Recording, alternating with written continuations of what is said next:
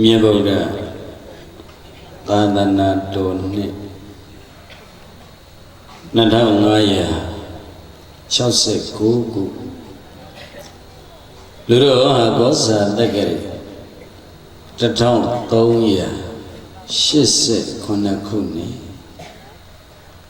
ဘုဒ္ဓဟိမန္တသောင်းလရာတိနတ်တော်လဇန်3ရက်ခရစ်နှစ်2025နိုဝင်ဘာလ22ရက်စနေနေ့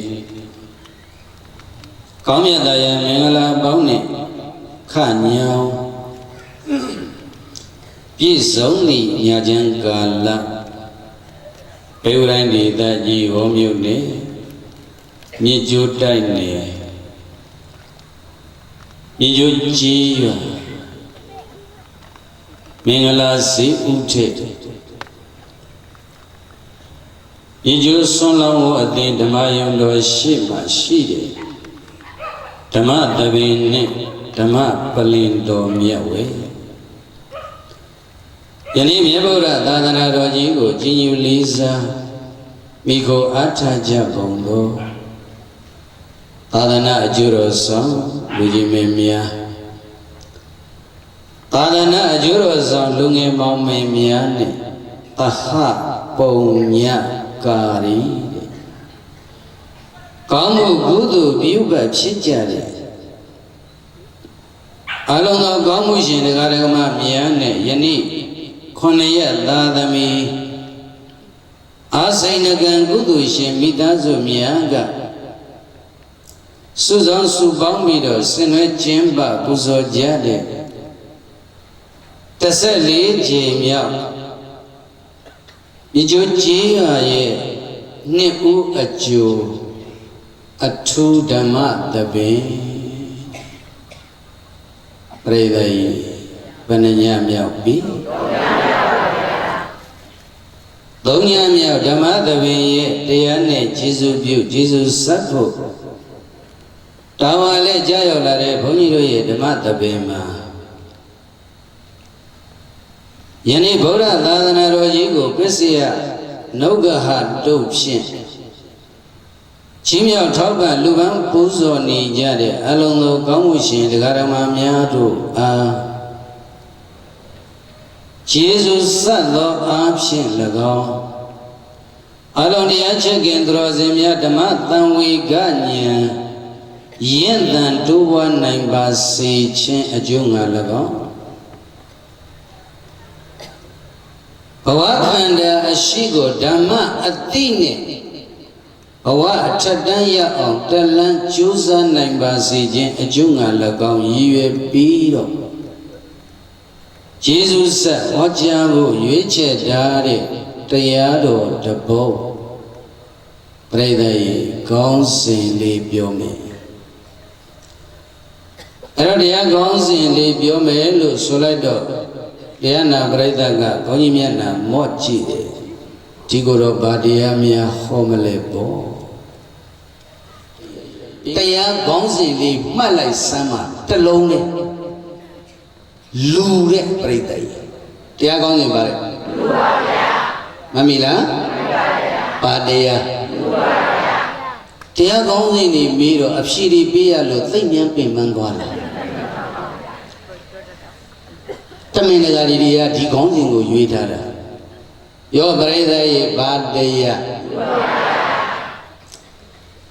ဒါကြောင့်ဒီတရားဒေသနာတော်မဟောကြားသေးမီမနာကြသေးမီမှာ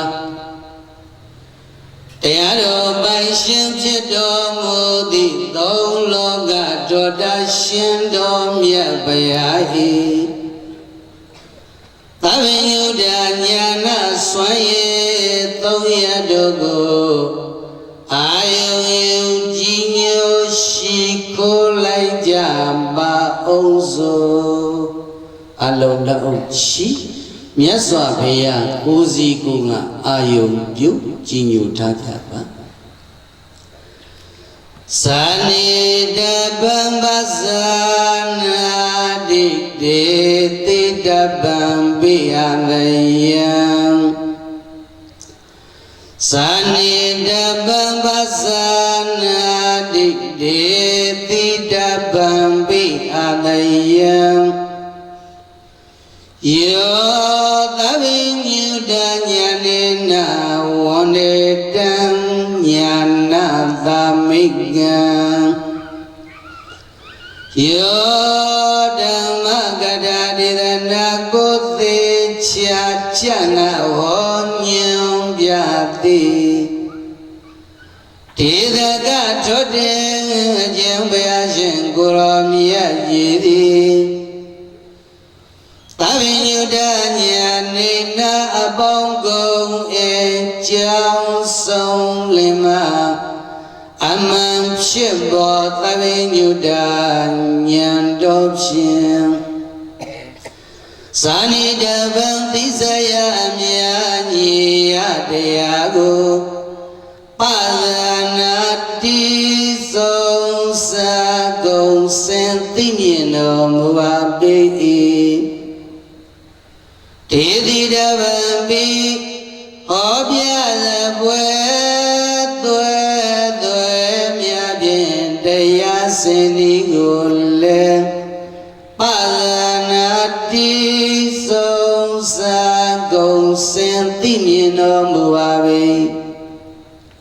အာသယ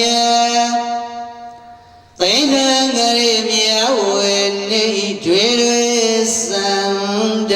ဣဇာတရားကိုလည်းပဇာနာတိဆုံးစာကုန်စင်သိမြင်တော်မူပါပေ၏တညာနာသမိကံသစ္စယမန္တမြတ်တရားလုံးစုံကိုလည်းအကုန်သိစွမ်းနိုင်ဘေပုံပဲနိတရားဟောရမယ်ဆိုတဲ့ဟောပုံဟောနည်းကိုလည်းပဲအကုန်သိစွမ်းနိုင်ဝိနည်းမြတ်စွာတတ္တဝါရဲ့လိုစန္ဒဣဇာတရားကိုလည်းအကုန်သိစွမ်းနိုင်တဲ့သဗ္ဗညုတညာနာပိုင်ရှင်တို့ဘုရားရှင်ကိုရောမြတ်ကြီးကိုရှင်ကုန်တော်ဖူးမြောမဝကြည်ညိုလာသည့်ဘုရားတပည့်တော်သည်ဝန္ဒေဝန္ဒမိမကရုဏာယင်မငြိမ့်ငြိမ့်တသိမ့်သိမ့်တော်အရှင်ကုန်တော်ဖူးမြောမဝဘုတော်သလိုက်ပါဤမြတ်စွာဘုရား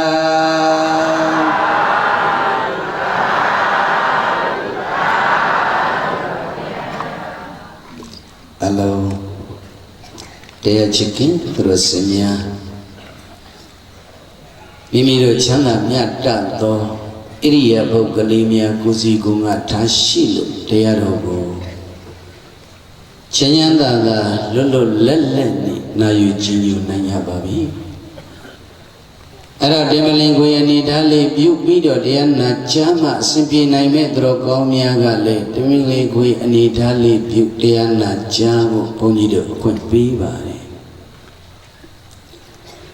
ပြန်ပြောပရိသတ်ကြီးဒီကနေ့ညဟောမဲ့တရားပါတရားလူပါဗျာအဲ့တော့ဘုန်းကြီးတို့ပြောနေကြစကားလေးပဲပြောပါမယ်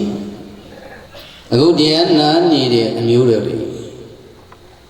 တရားဝယ်ကြီးပြီးသွားတဲ့အခါတရားတစ်ပုဒ်လုံးအစအဆုံးမမတ်မိနိုင်ရင်နေပါစေပရိသတ်ကြီးဘုန်းကြီးတို့ခြေနှက်တယ်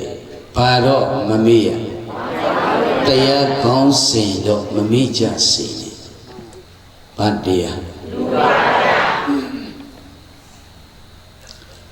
တရားတော်ရဲ့ကောင်းစဉ်ကလူ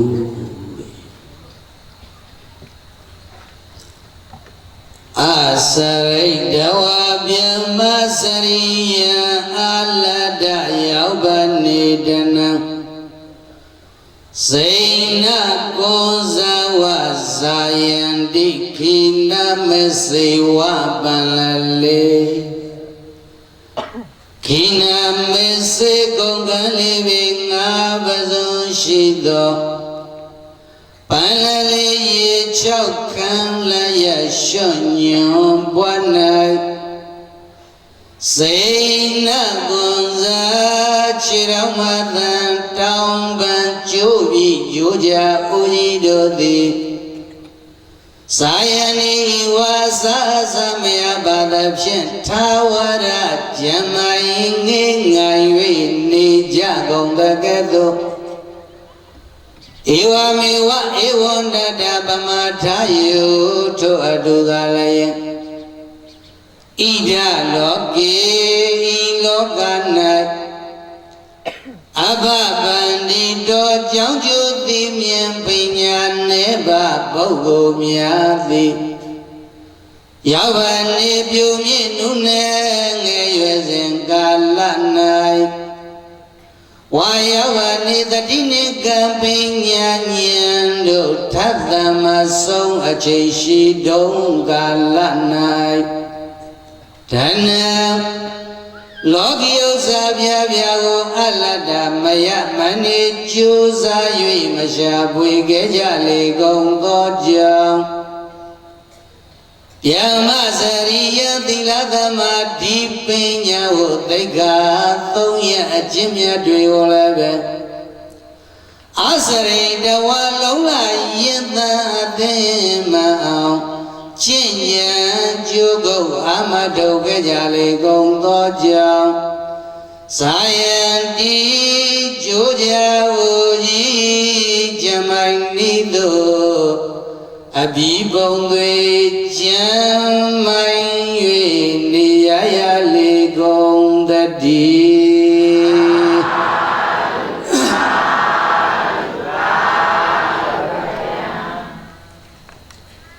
ပရိသတ်ရေတရားကုံးစဉ်လေးပြန်ပြောပါဦးလူတဲ့အဲ့ဒီလူဆိုတဲ့ဝါရကိုဘုန်းကြီးတို့ပါဠိလိုပြောရင်ဘယ်လိုပြောမလဲမနုဿပါဠိလိုဘယ်လိုပြောဆိုတော့ဘုန်းကြီးတို့ရဲ့ဓမ္မသဘင်အစကိုဘုန်းကြီးတို့ကမေကွန်းလေးနဲ့စရှင်တရားကောင်းစဉ်ကဗပိဒတဲ့လူတဲ့ပရိသေကိုင်းတယ်ဆိုရင်ဘုန်းကြီးရဲ့မျိုးတွေဘုန်းကြီးတခွန်းလောက်မေးခြင်းနဲ့လူဆိုတာဘာကိုခေါ်တာလဲ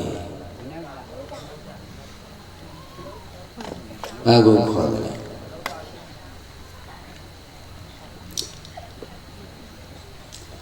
အဲ့တော့မြတ်စွာဘုရားက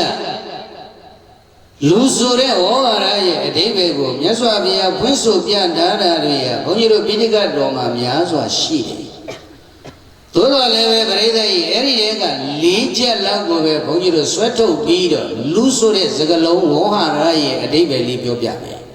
။ပထမဆုံးမြတ်စွာဘုရားကဗာပြောလေအထာနတ္တမနတိဇာနာတိတိမနုဿောတဲ့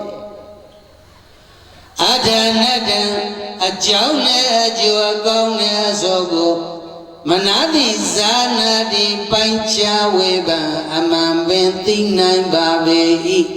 ဣတိတသမထို့ကြောင့်မနုသောလူလို့ခေါ်တယ်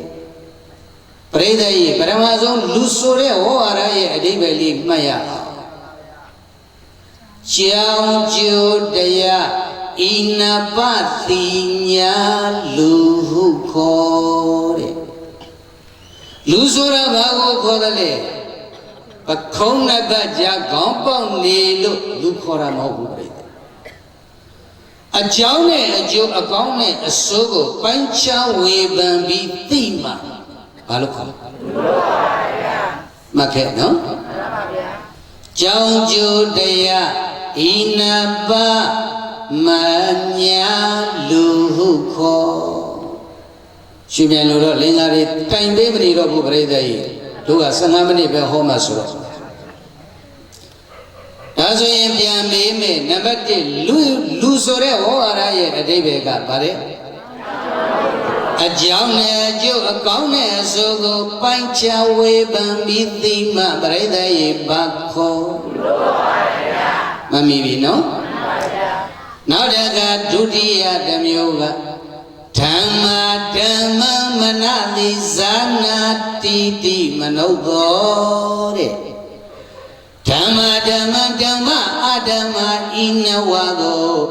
မနတိဇာနာတိပိုင်းခြားဝေဖန်၍သိနိုင်ပါပေ၏တတ္တမထို့ကြောင့်မနုသောလူလို့ခေါ်တယ်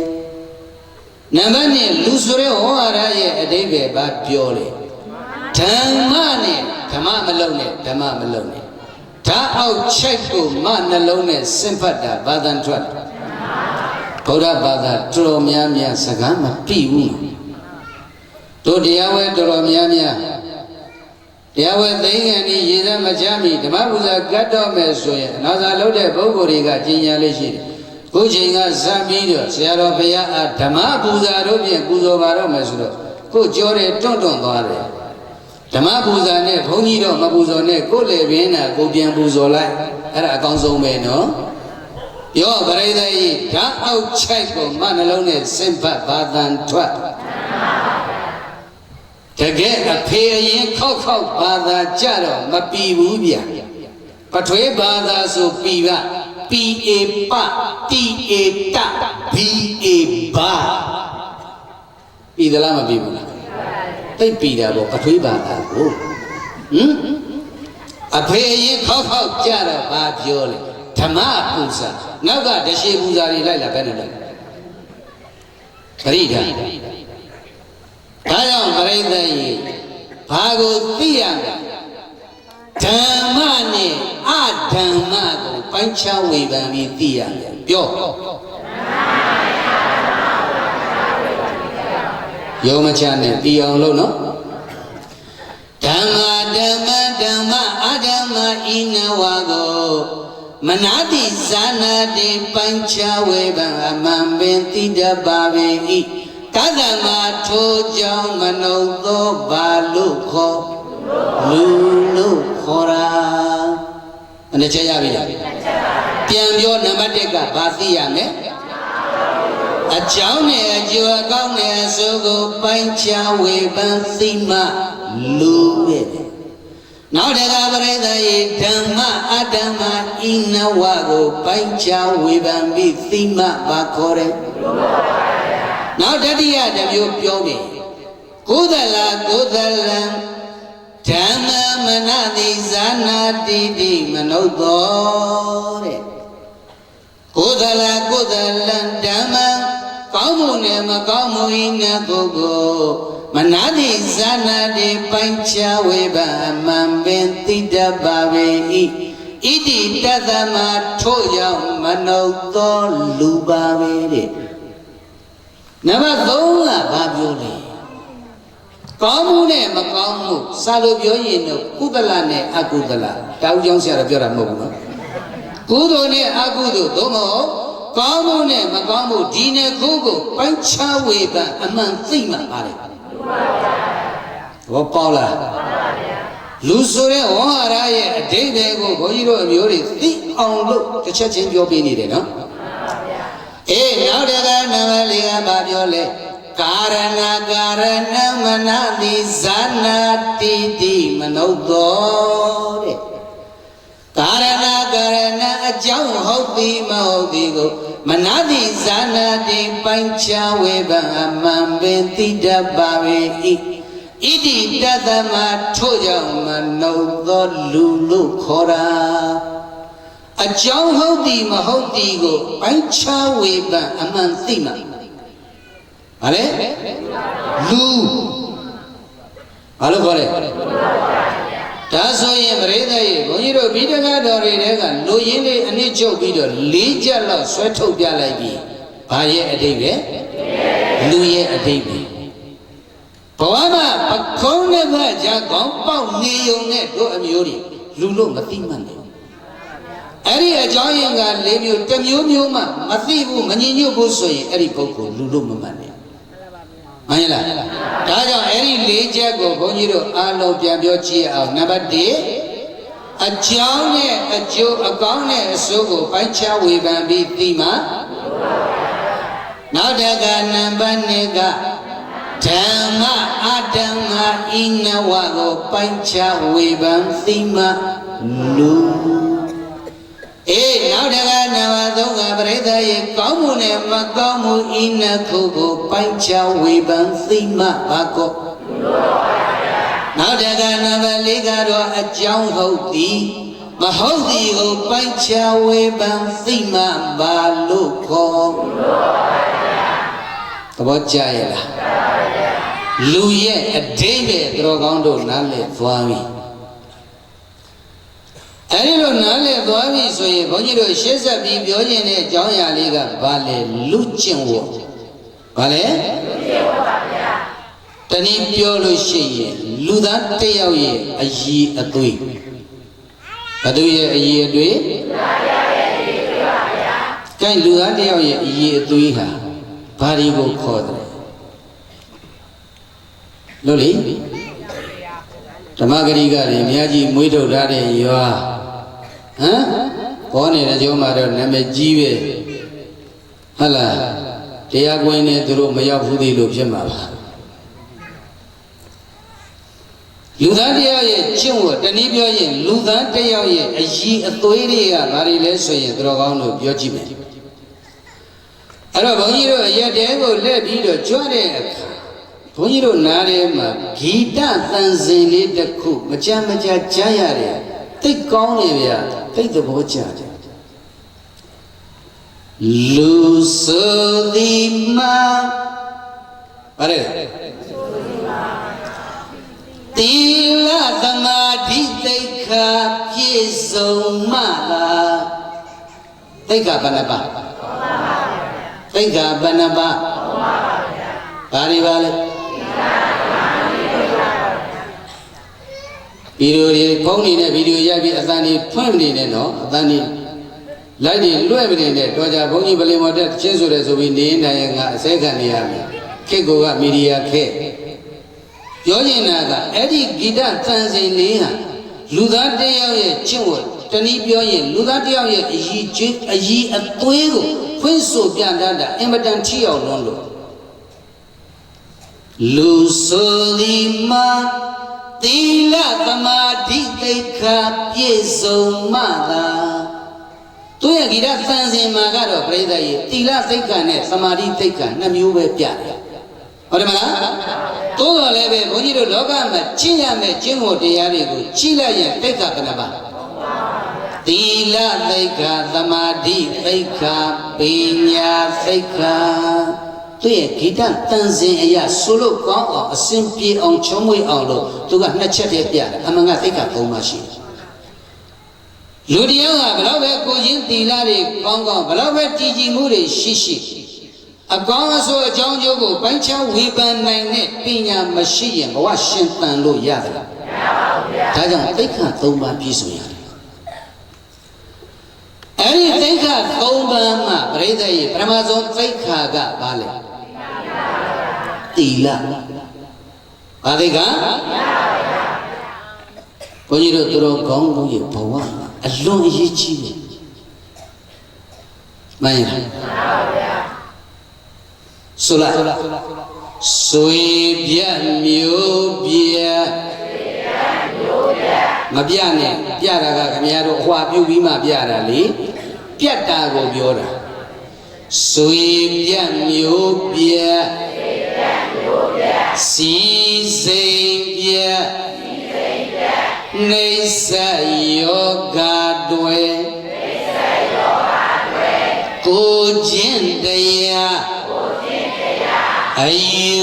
မပျက်စီးသွားတတ်တယ်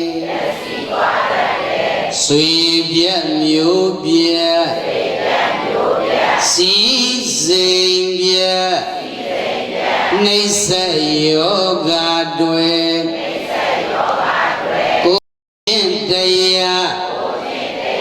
အယူမပျက်စီးသွားတတ်တယ်ပရိသေယဘာကိုပြောတာလဲအန်တုံးခုနကဘုန်းကြီးတို့အမျိုးတွေဓမ္မရမေစစချင်းစွတ်သွားကြတဲ့ဩကံသကတော့ဂျူတယ်မှာနောက်ဆုံးမှပရိသေယစွတ်တောင်းကန်းလေးမပါဘူးလားကတော့ရသောအကျိုးအားကြောင့်အပယ်လေးပါးကတ်သုံးပါးရပ်ပြည့်၈ပါးယန္တုမျိုး၅ပါးဝိပတ္တိတရား၄ပါးဗျာဒနာတရား၅ပါးတို့မှာဆိုခဲ့သလားမဆိုခဲ့ဘူးအဲ့ဒီဩဃသကရောကျိုးဆုတောင်းခံလေးတွေကတို့တရားဓမ္မတွေပရမဆုံးပြတာကပါလေအပယ်လေးပါပါလေးပါအပယ်ဆိုတာပြိတ္တကြီးအပါယဆိုတဲ့ပါဠိပုဒ်ကလာတာချမ်းသာမှုကင်းပြီးတော့ဆင်းရဲခြင်းတတ်တတ်ရှိတဲ့တတ္တဝါတွေရဲ့နေရာဌာနကိုဘာလို့ခေါ်အပေဘယ်နှပုံကြဘူးဘာရီပါလဲချီစံသူတို့နေကြနေရသူတို့သွားနေကြနေရဆိုတော့နှုတ်ကိုတွန်းနေတာပဲငါရဲ့တရိษံပိတ်တာဘူးဟမ်နတ်ပြည်ဘယ်နှထက်ကြဘူးဘာရီပါလဲတိတယ်မရောက်ဘူးမပေါက်ဘူးတဲ့နေရာဆိုတော့ဟမ်ပါဇက်ကိုအချီနဲ့ချုပ်ပြီးတော့တိတ်နဲ့ကတ်ထားသလားမှတ်ရတယ်ဒါပဲရောက်ဘူးပေါက်ဘူးတဲ့နေရာကျတော့ပါဇက်ကတွတ်လိုက်တာငရေဒရိษံပိတ်တာအတူဟုတ်လားအပေဘနာပါငရေဒရိษံပိတ်တာအတူရကေအပေလေးပါနောက်တကပရိသေယဘာပြောတယ်လဲဆိုတော့အပေလေးပါပြီးတော့ကတ်သုံးပါကတ်ဆိုတာကချွတ်ယွင်းဖောက်ပြန်မှုသဘောကိုကတ်လို့ခေါ်တယ်။ဘာလဲလို့မေးရင်နံပါတ်1တဋ္ဌံတရကတ်ဘာကတ်လဲလက်နက်ဘေးဘာဘေးနောက်တကဒုတိယတစ်မျိုးကရောဂန္တရကအနာယောဂဘေးပြောပါပြီနောက်တကတတိယတစ်မျိုးကဒုဗ္ဗိကန္တရကတဲ့ငတ်မို့ခေါင်းပါမှုဘေးကြီးဘယ်နှပါအဲ့ဒီဘေးကြီး၃ပါးဆက်ရောက်တာကိုကတ်လို့ခေါ်တာပဲမင်းဒါကြောင့်ဘုန်းကြီးတို့သူတော်ကောင်းတို့တွေဩဃာတကရောကျိုးလေးများဆိုပြီးဆိုရင်အပယ်၄ပါးကတ်၃ပါးပြီးတော့ပရိသေယဘာပါလဲရပ်ပြည့်၈ပါးဆို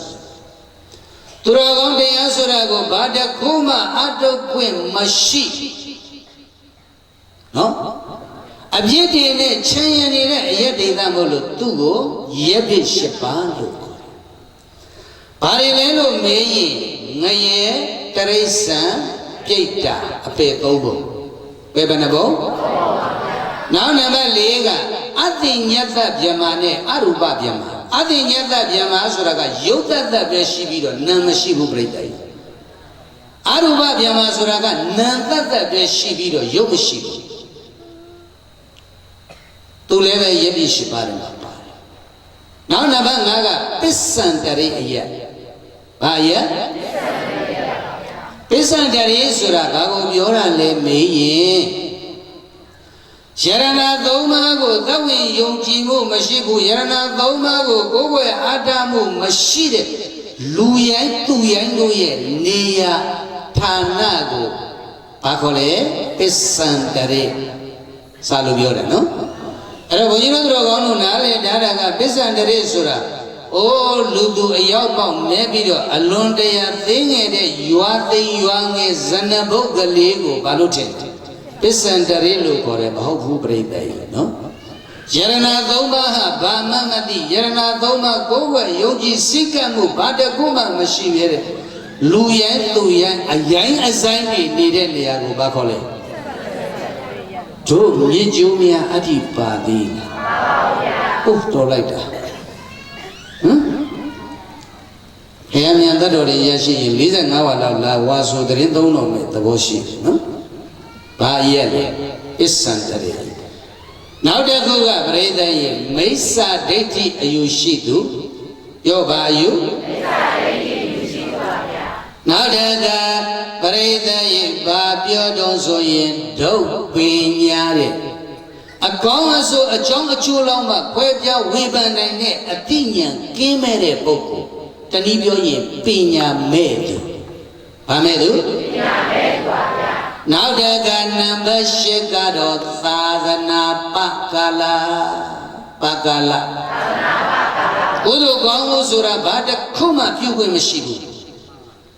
ဘုရားရဲ့ဓမ္မဆိုတာဘာမှမရှိဘူးပြိတ္တိအဲဒီလိုအချိန်ကာလမှာလူဖြစ်ရတယ်ဒါကြောင့်အဲ့ဒီ10မျိုးကိုဘာ10ပါးလို့ခေါ်လဲရက်ပြည့်10ပါးတဲ့တနည်းပြောရင်အဖြစ်မကင်းတဲ့နေရာဒေသ10မျိုးဒါဆိုရင်နားလည်သွားပြီရှေ့ဆက်စို့အဘယ်4ပါးကာ3ပါးရက်ပြည့်10ပါးပြီးတော့ဘာ5ပါးယန္တုမျိုး5ပါးတော့သိလောက်ပါရဲ့ရေမီမင်းခိုးသူမချစ်မနဲ့သတ်သူတနည်းပြောရင်အမွေခံသားစိုးသမီးစိုးဘယ်နှမျိုးလဲအဲ့ဒီ5မျိုးကိုဘာလို့ခေါ်လဲယန္တုမျိုး5ပါးနောက်တစ်ခါပရိသတ်ရဲ့ဝိပတ္တိတရားကာလဝိပတ္တိဂတိဝိပတ္တိဥပတ္တိဝိပတ္တိပယောဂဝိပတ္တိချွတ်ရွံ့ဖောက်ပြန်မှုကိုဝိပတ္တိလို့ခေါ်တယ်နော်တရားရှိနေမှာဆိုလို့ဘုန်းကြီးတို့လိုရင်းမပြောဘုန်းကြီးတို့သူတော်ကောင်းတွေနောက်ဆုံးဆုတောင်းလိုက်တာကပရိသတ်ရေဘာ5ပါးဗျာဒနာတရား5ပါးညာတိဗျာဒနာဘောဂဗျာဒနာရောဂဗျာဒနာသီလဗျာဒနာဒိဋ္ဌိဗျာဒနာဗျာဒနာဆိုတာမြန်မာလိုပြောရင်ပျက်စီးခြင်းလို့အဓိပ္ပာယ်ထွက်တယ်မြန်မာလိုဘယ်လိုပြောလဲပျက်စီးခြင်းဆိုတော့မြန်မာလိုလေးပြောကြည့်ရအောင်ပျက်စီးခြင်းဘယ်နှမျိုးညာတိဗျာဒနာဆွေမျိုးတို့ရဲ့ပျက်စီးခြင်းဘာတွေပျက်စီးတယ်ဘောဂဗျာဒနာစည်းစိမ်ဥစ္စာတို့ပျက်စီးခြင်း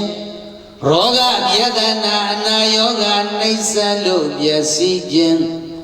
သီလဗျာဒနာကိုခြင်းသီလပျက်စီးခြင်းဒိဋ္ဌိဗျာဒနာအယူဖောက်ပြန်ပျက်စီးခြင်းပျက်စီးခြင်းဘယ်နှပါလဲမှန်ပါဗျာသိချမ်းမှတ်နော်ဒါကြောင့်ဘုန်းကြီးတို့ခုနကတိုင်ပေးခဲ့တဲ့လင်္ကာလေးကဗါတဲ့ဆွေပြတ်မျိုးပြတ်ဆိုဆွေပြတ်မျိုးပြတ်စီစိမ်ပြတ်နှိစ္စယောဂတွေကိုခြင်းတရားအယူမ သွားတတ်တယ်ပရိသတ်ရဲ့နားလည်ပြီနော်ပျက်စီးခြင်းဘယ်နှမျိုးအဲ့ဒီ၅မျိုးထဲမှာလေသူတော်ကောင်းတို့ရဲ့ဆိုရဆွေမျိုးပစ္စည်းယောဂကြီးပျက်စီးပေမဲ့ကိုယ်တရားနဲ့သာဖြေဖို့ရမြတ်စွာမိန့်ခဲ့တယ်ပရိသတ်ရဲ့ပျက်စီးခြင်း၅မျိုးထဲမှာညာတိပြဒနာဘောဂပြဒနာရောဂပြဒနာတဲ့အဲ့ဒီပျက်စီးခြင်း၃မျိုးနဲ့ကြုံလာပြီဆိုရင်ဘုရားကိုယ်တော်မြတ်ကတရားနဲ့ဖြေလိုက်စမ်းပါဘာနဲ့ဖြေတရားနဲ့ဖြေပါဗျာအဲ့ဒီပျက်စီးခြင်း၃မျိုးဟာပြိဿရဲ့သူ့ရဲ့ပင်ကိုယ်သဘာဝကိုကဘိဇနဓမ္မလို့ခေါ်တယ်ဘာဓမ္မဘိဇနဓမ္မပါဗျာပြတ်တဲ့သဘောတရားတွေကြီးပဲမှန်ရလားဒါကြောင့်ဆွေမျိုးတွေပျက်စီးမယ်ဥစ္စာစည်းစိမ်တွေပျက်စီးမယ်ဘဝကန္နာတွေပျက်စီးခဲ့မယ်ဆိုရင်မြတ်စွာဘုရားကဘာနဲ့ဖြေရမယ်လဲအော်ဒီအရာဝတ္ထုတွေဒီတရှိတတ်မဲ့နေတာပင်ကိုယ်သဘာဝကိုကပြတ်တတ်တဲ့သဘောမို့လို့သူ့သဘာဝအလျောက်ပျက်စီးသွားရတာပါလားလို့ဘုန်းကြီးတို့သူတော်ကောင်းတို့တရားသဘောလေးနဲ့ဖြေမယ်ဆိုဖြေလို့မရဘူးလားမရပါဘူးဗျာဒါကြောင့်ဆိုရအောင်ဆွေမျိုးပစ္စည်းပျက်စီးတာမဟုတ်ဘူးနော်ဆွေမျိုးပစ္စည်းယောဂကြီးပျက်စီးပေမဲ့ကိုယ်တရားနဲ့သာဖြေဖို့ရမြတ်စွာမိန့်ခဲ့တယ်ပရိသတ်ရဲ့လင်္ကာရဲ့သဘောလေးနားလည်ပြီနော်ဒါဆိုရင်ဆိုရအောင်ထိုသုံးမျိုးထက်သီလပြည့်ရှုံးချက်နာလိမ့်မယ်ထိုသုံးမျိုးထက်အယူပြည့်ရှုံးချက်နာတတ်တယ်ပရိသတ်ရဲ့ပြဒနာတရား၅ပါးထဲမှာညာတိပြဒနာဘောဂပြဒနာရောဂပြဒနာအဲ့ဒီပျက်စီးခြင်း၃မျိုးကတော့ပရိသတ်ရဲ့တခြားတစ်ပါးသောသူတွေရဲ့လုံးလပယောဂနဲ့ပျက်စီးခံရမယ်ဆိုရင်မပျက်စီးနိုင်ဘူးလားပျက်စီးနိုင်ပါဘူးကိုယ်ပိုင်ထားတဲ့ဥစ္စာစည်းဝါးတစုံတရာသောပုဂ္ဂိုလ်ကလမ်းပြီးတော့နိုင်တဲ့ကလူပြုယူဆောင်သွားမယ်ပျက်စီးသွားမယ်ဆိုရင်ပရိသတ်ရဲ့မပျက်စီးနိုင်ဘူးလားဒါကြောင့်ညာတိပြဒနာဘောဂပြဒနာရောဂပြဒနာလို့ခေါ်တယ်အဲ့ဒီပျက်စီးခြင်း၃မျိုးဟာသူတစ်ပါးရဲ့လုံးလပယောဂကြောင့်လည်းပဲဘာဖြစ်သွားနိုင်လဲကိုချင်းတိလနဲ့အရှုဝါဒဆိုတာကတော့ဘယ်သူကမှလာပြီးတော့ဖြတ်စည်းလို့ကိုယ်တိုင်ဖြတ်မှာသိကြလားသိကြပါမင်းဒီတော့ဘုန်းကြီးတို့တော်ကောင်းတို့ရှင်သန်ခွင့်ရနေတဲ့ဘဝမှာအဲ့ဒီကိုရင်သီလပျက်စီးသွားပြီဆိုရင်ဘုန်းကြီးတို့ရထားတဲ့လူဘဝဟာပြိတ္တရဲ့အရှုံးရှုံးလူဘဝဘာဖြစ်ထိုသုံးမျိုးတည်းသီလပြည့်ရှုံးချက်နာလိမ့်မယ်ထိုသုံးမျိုးထက်အယူပြတ်ရှုံးချက်နာတတ်တယ်သဘောပါရဲ့လားပါပါဗျာပျက်စီးရင်၅မျိုးထဲမှာပရိသတ်ရဲ့ညာတိပြဒနာဘောဂပြဒနာရောဂပြဒနာအဲ့ဒီ၃မျိုးကတော့ပရိသတ်သူတော်ဘာတို့ရဲ့လုံးလပယောဂကြောင့်လည်းပဲပျက်စီးတတ်ပါတယ်တဲ့ဒါပေမဲ့လို့ကိုချင်းသီလနဲ့အယူဝါဒဆိုတာကတော့ဘယ်သူကမှလာပြီးကိုဖြည့်စည်းလို့မရပါရသလားမရပါဘူးဗျာကိုယ်တိုင်ဖြတ်မှပြတ်တယ်နော်မှန်ပါဗျာဒါကြောင့်လူတယောက်ကိုချင်းတရားပြတ်ပြားနေခြင်းဟာပတ်ဝန်းကျင်ကြောင့်လားကိုကြောင့်လားကိုကြောင့်ပါဗျာသဘောပေါက်လားမှန်ပါဗျာ အဲ့ဒါကိုပဲဘုန်းကြီးတို့တော်ကောင်းတို့ကအမလီကိုမကောင်းတာကိုမကောင်းဘူးမပြောဘူးဟုတ်လားအမလီငါကကောင်းတယ်တဲ့အပေါင်းအသင်းမှားလို့ဒီလိုဖြစ်ရတယ်လက်ခံเสียရှိတယ်ဘုရားကဘာပြောအတ္တာဟိအတ္တနောနာထောမိမိကိုယ်သာကိုယ်ွယ်အယစကားတစ်ခွန်းရှိတယ်ကိုယ်သာလည်းရင်ကိုယ်ဘဝရဲ့ပဲ့ကန်နေဘောမြင်းမြင်းလေကြီးကိုလောကသွားတဲ့နေရာမှာပြိဿကြီးဒီလေဖြောင်းဖို့ဒီခရီးဖြောင်းဖို့ပြိဿကြီးကိုဟာပါလေပဲ့ကန်ရှင်မင်းမင်းအဲ့ဒါကိုတချို့ကပြောတယ်ကြတယ်အမလီကောင်လေးကပင်ကူကရိုးသားပါတယ်ကွာတဲ့ပတ်ဝန်းကျင်အပေါင်းအသင်းမကောင်းလို့ပျက်စီးရတာပါတယ်မဆိုင်ဘူးဖယားဟောတရားကိုအဲ့ဒါစัจကျင်တာပဲပြောခဲ့ပြီဗုဒ္ဓကဘာပြောလဲအတ္တာဟိအတ္တနောနာတောမိမိကိုယ်သာကိုယ်ွယ်ရမယ်ဘယ်သူမှလက်ညှိုးထိုးအဖြစ်ပုံမချမ်းနားလေဒါကြောင့်ကိုချင်းသီလနဲ့အယူဝါဒဆိုတာဟာပြိဿကြီးသူများကလမ်းပြီးတော့ဖြည့်ဆည်းလို့ရသလားမရပါဘူးဗျာဘယ်သူဖြတ်မှာကိုယ်တိုင်ဖြတ်မှာဟုတ်ပါပြီနော်အဲ့တော့ဘုရားတို့တော်ကောင်းတို့လူဟာမှတ်ထားလူစင်မီဖို့လူပိသဖို့လူရင်လူငွေပြေဝဖို့ဆိုရင်ပြိဿရဲ့လူဘဝရဲ့တန်ဖိုးကိုသိရတယ်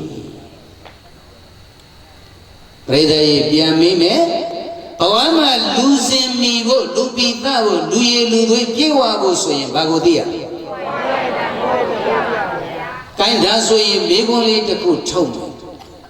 လူဘဝရဲ့အစစ်မှန်ဆုံးသောတန်ဖိုးဟာဘာလဲတဲ့ဘာပြောလဲရှေးသူတော်ကောင်းကြီးတွေပြောခဲ့တယ်ရှေးပညာရှင်တွေပြောခဲ့တဲ့စကားလေးရှိလူဘဝရဲ့တန်ဖိုးဆိုတာစီးစိမ်ဥစ္စာကြွယ်ဝချမ်းသာခြင်းလည်းမဟုတ်ဘူးယောဂီရူပကလှပတင့်တယ်ခြင်းလည်းမဟုတ်ဘူးယာရုဂုံသိမြင့်မားခြင်းလည်းမဟုတ်ဘူးဘုရားနာကြီးထွားခြင်းလည်းမဟုတ်ဘူးလူသားတယောက်ရဲ့ဘဝမှာအစစ်မှန်ဆုံးနဲ့အမြင့်မြတ်ဆုံးသောဘဝတန်ဖိုးဆိုတာကိုချင်းသိက္ခာပဲပရိသတ်ကြီးဘာပါလဲကိုချင်းသိက္ခာပါဗျာသဘောပါရဲ့လားပါပါဗျာလူတိုင်းရဲ့ဘဝမှာအရေးကြီးဆုံးကဘာလဲကိုချင်းသိက္ခာကိုချင်းတရားသိရေးချတယ်အဲ့တော့လူသားတွေကိုကိုချင်းတရားနဲ့ပတ်သက်ပြီးတော့မြတ်စွာဘုရားက၄မျိုးခွဲပြီးတော့ဟောခဲ့တယ်ပြိဿကြီးဘာနဲ့ပတ်သက်ပြီးကိုချင်းတရားနဲ့ပတ်သက်ပြီးတော့ဘုရားက၄မျိုးခွဲခြားပြခဲ့တယ်ဘယ်နှမျိုး၄မျိုးပါဗျာနံပါတ်1ကတော်လဲတော်ပြီးတော့ကောင်းလဲကောင်းတဲ့ပုဂ္ဂိုလ်တဲ့တော်လဲတော်ကောင်းလဲကောင်းတဲ့ပုဂ္ဂိုလ်ဒီကြမှာနော်အဲ့ဒါကိုတို့အမျိုးတွေအလွယ်လေးမှတ်လိုက်စမ်းပညာရှိသူတော်ကောင်းပါပါလေပညာရှိသူတော်ကောင်းဘဝမှာတော်လဲတော်တယ်ကောင်းလဲကောင်းတယ်ဆိုရင်အဲ့ဒီပုဂ္ဂိုလ်ကိုဘယ်လိုသိမှတ်မလဲပညာရှိသူတော်တော်တယ်ဆိုတာကပညာကိုရည်ညွှန်းတယ်ကောင်းတယ်ဆိုတာကသီလကိုရည်ညွှန်းတယ်ဒါကြောင့်နံပါတ်1ဘဝမှာတော်လဲတော်ကောင်းလဲကောင်းတဲ့ပုဂ္ဂိုလ်ဆိုတာပရိသတ်ကြီးပညာရှိသူတော်ကောင်းပဲမှတ်ခဲ့နော်နောက်ဒုတိယပုဂ္ဂိုလ်တစ်မျိုးကတော်သာတော်၍မကောင်းတဲ့ပုဂ္ဂိုလ်တဲ့ပြောပါပုဂ္ဂိုလ်အဲ့ဒီပုဂ္ဂိုလ်ကိုတော့တို့အမျိုးတွေမှတ်လိုက်ပညာတတ်သူယုံမှာဘယ်လိုမှတ်မလဲပညာတတ်သူယုံမှာပါဗျာပြန်မေးမှာသေချာမှတ်ခဲ့နော်နံပါတ်1ကဘာပုဂ္ဂိုလ်ပညာရှိသူတော်ကောင်းနံပါတ်2ကပညာတတ်သူယုံမှာဟုတ်ပြီနော်နောက်တစ်ခါနံပါတ်3ကတော့ကောင်းသာကောင်း၍မတော်တဲ့ပုဂ္ဂိုလ်ပြောပါပုဂ္ဂိုလ်မှတ်လိုက်ပါပညာမဲ့သူတော်ကောင်း ဘာပုဂ္ဂိုလ်ဘယ်နှမျိုးရပြီနောက်တစ်ခါနံပါတ်၄ကတော့တော်လဲမတော်ကောင်းလဲမကောင်းတဲ့ပုဂ္ဂိုလ်မှတ်လိုက်ပညာမဲ့သူယုံပါဘာလဲလဲပညာမဲ့သူယုံပါပါဗျာပြိဿရေပုဂ္ဂိုလ်ဘယ်နှမျိုးမြန်မာလူလေးပဲပြောမယ်နံပါတ်1ပုဂ္ဂိုလ်ကပညာရှိသူတော်ကောင်းတော်လဲတော်တယ်ကောင်းလဲကောင်းတယ်နောက်တစ်ခါနံပါတ်2ပုဂ္ဂိုလ်ကပညာတတ်သူယုံမှာတော်တာတော်တယ်ကောင်းပါဗျာနောက်တစ်ခါနံပါတ်3ပုဂ္ဂိုလ်ကပညာမဲ့သူတော်ကောင်းတော့ကောင်းတယ်မတော်ဘူးမှန်ရလားနောက်တစ်ခါနံပါတ်4ပုဂ္ဂိုလ်ကပညာမဲ့သူယုံမှာ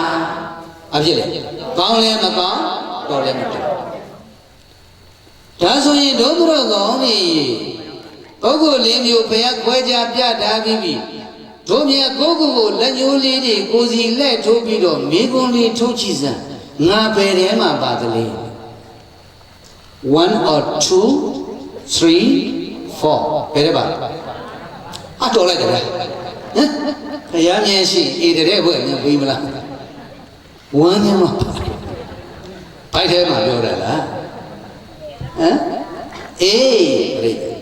ဘဝမှာနံပါတ်1ဖြစ်ဖို့ဖြစ်ရတယ်အဲ့ဒီနေရာမှာဘုန်းကြီးတို့ပြောချင်တာလေးတစ်ခုကပညာရှိနဲ့ပညာတတ်မတူဘူးဆိုတာကိုဆွေတော်မျိုးတော်များနားလည်ရပညာရှိဆိုတာအမှန်တရားကိုထိုးထွင်းသိမြင်ယုံမြမကအမှန်တရားနဲ့အမှန်စကားကိုလက်ကင်ထားပြီးတော့ကျင့်သုံးတဲ့ပုဂ္ဂိုလ်ကိုမှတ်လိုက်ပညာရှိဘာလို့မှတ်မယ်ပြန်ပြောမယ်နော်ပညာရှိနဲ့ပညာတတ်ဘာကွာတယ်လဲဆိုတာသိစေခြင်းလို့ပညာရှိဆိုတာအမှန်တရားကိုထိုးထွင်းသိမြင်ပြီးတော့မှအဲ့ဒီအမှန်တရားနဲ့အမှန်စကားကိုလက်ကင်ထားပြီးတော့ကျင့်သုံးလေးရှိတဲ့ပုဂ္ဂိုလ်ကိုပြိတ္တရေဘာလို့ခေါ်ပညာတတ်ဆိုတာကအကြအမြင်စာပေဘဟုတုတ္တတတ်မြောက်ကျွမ်းကျင်လို့ဘယ်လိုဒီဂရီတူတွေရတတ်တဲ့ပုဂ္ဂိုလ်မျိုးကိုကြတော့ဘာလို့မှတူသလားတူပါဗျာတူဘူးနော်ဘုန်းကြီးတို့ရဲ့ကျေးဇူးတော်ရှင်ဖြစ်တော်မူတဲ့ဗမောက္ခကျုပ်မာသီတော်ကြီးဆရာတော်ဘုရားနဲ့တွေ့တိုင်းဆရာတော်ပြောတဲ့စကားလေးနားထဲမှာအမြဲတမ်းဥမာမကရင်ဒီကနေ့ခေတ်ကပညာဓာတ်တွေပေါ်ပြီးတော့ပညာရှိတွေရှားပါတဲ့ခေတ်ဖြစ်နေပြီပြိတ္တရေဘာတွေပေါ်ပေါ်သလားမပေါ်ဘူးလားဟာရထားလိုက်တဲ့ဘွဲ့တွေဟမ်မိုးထိုးနေတာဟုတ်လားဒါပေမဲ့လို့ပြိတ္တရေလောကမှာဘာတွေနေလာလဲပညာရှိတွေကနေလာတယ်ဘဝမှာဘလောက်ပဲပညာတွေတက်တက်ဘလောက်ပဲဘွယ်တူဒီဂရီတူတွေရှိပြိတ္တရေအကောင်းနဲ့ဆိုအကြောင်းနဲ့အကျိုးပိုင်းခြားဝေဖန်ပြီးသိတတ်တဲ့ပုဂ္ဂိုလ်တွေလောကမှာရှားသလားများသလားရှားပါဗျာအဲ့တော့ပုဂ္ဂိုလ်လေးမျိုးသိပြီပညာရှိသူတော်ကောင်းပညာတတ်သူယုံမှာပညာမဲ့သူတော်ကောင်းပညာမဲ့သူယုံမှာသိပြီနော်အဲ့ဒီပုဂ္ဂိုလ်၄မျိုးထဲမှာပြိတ္တရေအဲ့ဒီပုဂ္ဂိုလ်၄မျိုးထဲမှာအမြင့်မြတ်ဆုံးနဲ့ကြီးညိုစရာအကောင်းဆုံးပုဂ္ဂိုလ်ဟာဘယ်ပုဂ္ဂိုလ်ဖြစ်မလဲပညာရှိသူအယုံညံ့ဆုံးနဲ့ကြောက်စရာအကောင်းဆုံးပုဂ္ဂိုလ်ဟာဘယ်သူဖြစ်မလဲ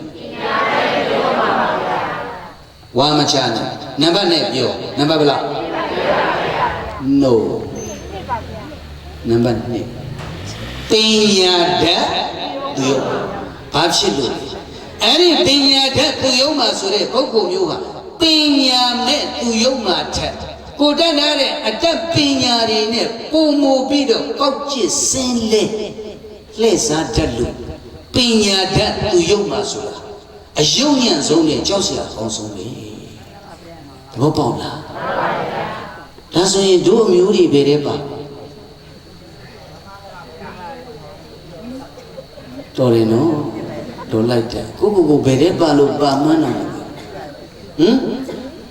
ဒါတော့ဓမ္မဂရိကတွေမို့လို့ပေါက်ထွက်နေတဲ့ယူဟာနံပါတ်1လေးတော့ဖြစ်အောင်လုပ်ဖို့မှန်လားအဲ့တော့ပြိဿကြီးဒါကဘာကိုပြတာလဲလူဘဝရဲ့တန်ဖိုးဆိုတာနဲ့ဆက်ဆက်ပြီးတော့လူရဲ့အရေးအချင်းနေနော်အဲ့ဒါတွေကိုမြတ်စွာဘုရားကပြောတယ်နောက်တစ်ခုဘုန်းကြီးတို့ဗာပြောလေရှင်းတော်ကောင်းကြီးတွေပြောခဲ့တဲ့စကားလူဆိုတာပြိဿကြီးမိမိကိုလည်းမြင်ရမယ်မိမိပတ်ဝန်းကျင်ကိုလည်းပဲမြင်ရမယ်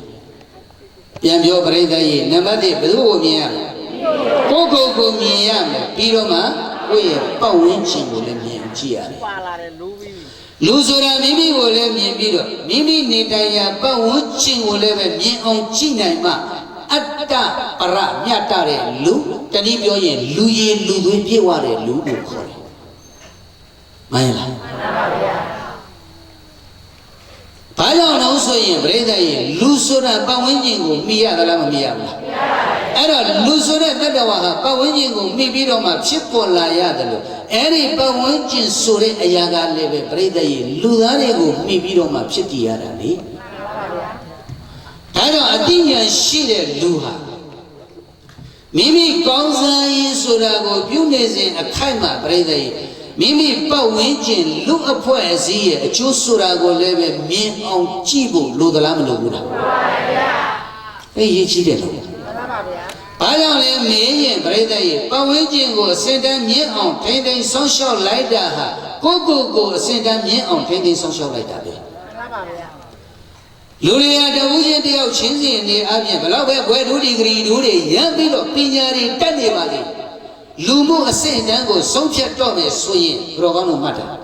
ပတ်ဝန်းကျင်ရဲ့အခြေအနေပတ်ဝန်းကျင်လူအဖွဲ့အစည်းရဲ့အခြေအနေတွေကိုလည်းပဲဝေဖန်သုံးသပ်ပြီးတော့မှဆုံးဖြတ်တင်နေမှန်ပါဗျာ။ဒါဒါဆိုရင်ဒီနေရာမှာလူနဲ့တရိစ္ဆာန်ဘာကွာတယ်လဲဘာကွာလဲအတိညာနှင်းကြတဲ့တရိစ္ဆာန်တွေဟာငါဆိုတဲ့အတ္တတစ်ခုတည်းကိုသာသိပြီးတော့ပတ်ဝန်းကျင်အတွက်ပရဆိုတာကိုသိတဲ့အသိဉာဏ်မျိုးတရိစ္ဆာန်တွေမှာရှိတယ်ရှိပါဗျာဒါကြောင့်တရိစ္ဆာန်လောကကိုကြည့်လိုက်ရင်ပြိဿရဲ့ပတ်ဝန်းကျင်ထိမ့်သိမ်းစောင့်ရှောက်ရေးဆိုတာကိုရှိသလားရှိပါဗျာငါဆိုတဲ့အတ္တတစ်ခုကိုသာသိတဲ့စိတ်ငါအနေအစားချောင်နေဆိုရင်လူကရှုတိုက်ပေးတဲ့အခါခွေးချင်းလည်းပါဖြစ်ဘာမရှိဘူး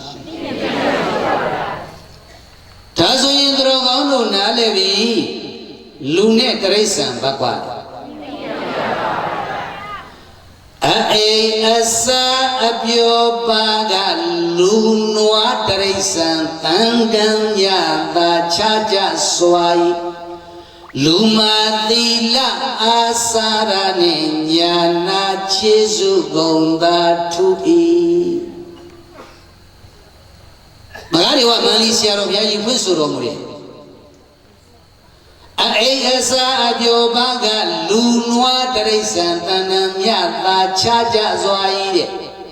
လူနဲ့နွားပြောပါနဲ့ပါအိဒါရဲ့စားရရဲ့ကာမဂုဏ်ခံစားရရဲ့ဘယ်နှချက်ပြန်ပြောပါလေဘုန်းကြီးတို့လူပေါင်းလူလောကမှာရှိသလားမရှိဘူးလားရှိပါရဲ့ဗျာဟောတိရစ္ဆာန်လောကကိုကြည့်လိုက်အောင်အဲ့ဒီ၃ချက်ရှိသလားမရှိဘူးလားရှိပါရဲ့ဗျာဘာထူးလဲထူးတယ်ပြိတ္တဘာကွာလဲသိမြတ်အသိမြတ်မေတုံမီအိဆာလို့ယောက်ျားတဲ့နွားမှာဘုန်းကြီးကလူနဲ့နွားလို့စကလုံးရိုင်းနဲ့စကလုံးရိုင်းသွားမှဆိုလို့မသုံးကြလို့တိရိစ္ဆာန်လို့ဟောရတဲ့သုံးတာအမှန်ကပညာရှင်များကတော့နွားတိရိစ္ဆာန်လို့တိုက်ရိုက်ဖွင့်ဆိုတာမေတုံမီအိဆာလို့ယောက်ျားတဲ့နွားမှာအပြည့်အစုံကုန်လုံးရှိပါ၏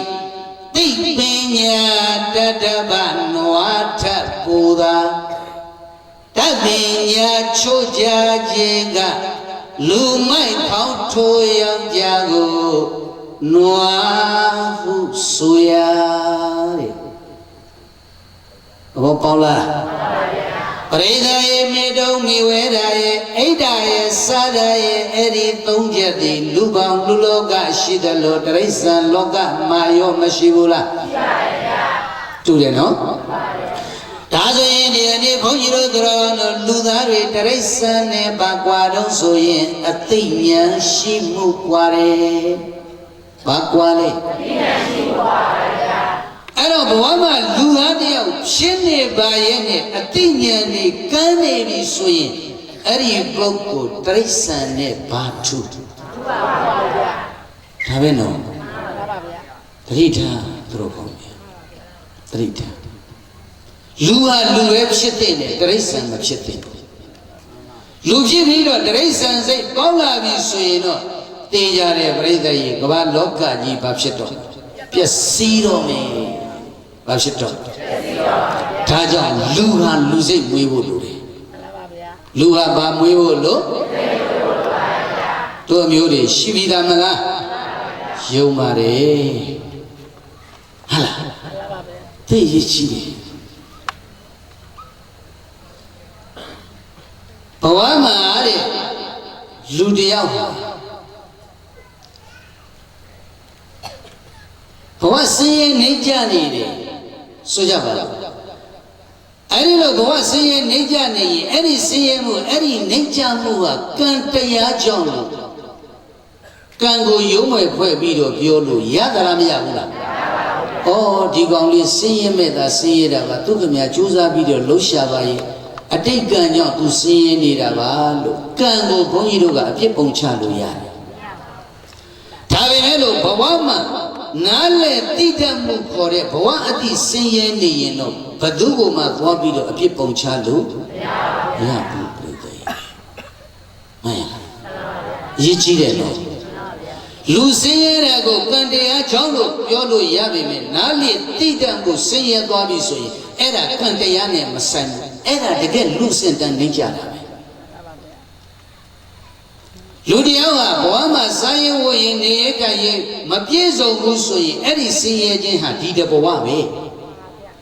နှဘဝတဘဝပဲပြိတ္တိဘဝရဲ့သိမှုလို့ခေါ်တဲ့အသိပညာအသိဉာဏ်ဆင်းရဲနေပြီမပြည့်စုံတော့ဘူးဆိုရင်တော့အဲ့ဒီပုဂ္ဂိုလ်ကဘဝတန်တရာတိဆင်းရဲပြီဟုတ်လေလားဒါကြောင့်ရှင်းတော်ကောင်းတွေကပြောတယ်တဲ့အတိတ်တရားတွေခေါင်းမနေတယ်မြအရှိတရားတွေနဲ့ချုံချနေလိမ့်မယ်ဘဝမှာအတိတ်ခေါင်းပန်းရင်ဘာနဲ့ချုံချအရှိတရားနားလေလားဘယ်လိုနားလေရန်တော့လေလူတရားပါကိုယ်နဲ့ကိုမိသားဖို့ကြီးဝါဖို့တိုးတက်ဖို့ဘဝအထက်တန်းကိုရောက်ဖို့ဘယ်လိုလုပ်ရမလဲဆိုတဲ့အသိဉာဏ်မှမရှိရင်အဲ့ဒီပုဂ္ဂိုလ်ဘဝပြည့်စုံမှုဆိုတဲ့အရှိတရားဟာသူ့အလိုလိုရောက်လာမလားရောက်လာပြိတ္တိဒါကြောင့်ဘုရားကစကားလေးကပြောလဲအတိတရားတွေခေါင်းပါနေတယ်မြအရှိတရားတွေနဲ့ချောင်းချနေလိမ့်မယ်အရှိဆင်းရဲမှုကိုပြုပြင်လို့ရပါမယ်အတိမှုကိုတော့ဘာနဲ့မှပြုပြင်လို့မရဘူးပြိတ္တိရမလားမရပါဘူးဗျာလူတယောက်ဟာဘဝမှာဘာမှမပြည့်စုံဘူးဆင်းရဲလိုက်တာအဲ့ဒီဆင်းရဲကလွတ်ချင်လို့ကြိုးကြိုးစားစားနဲ့ယောဂရှာဖွေကြိုးစားမယ်ဆိုရင်ပြိတ္တိ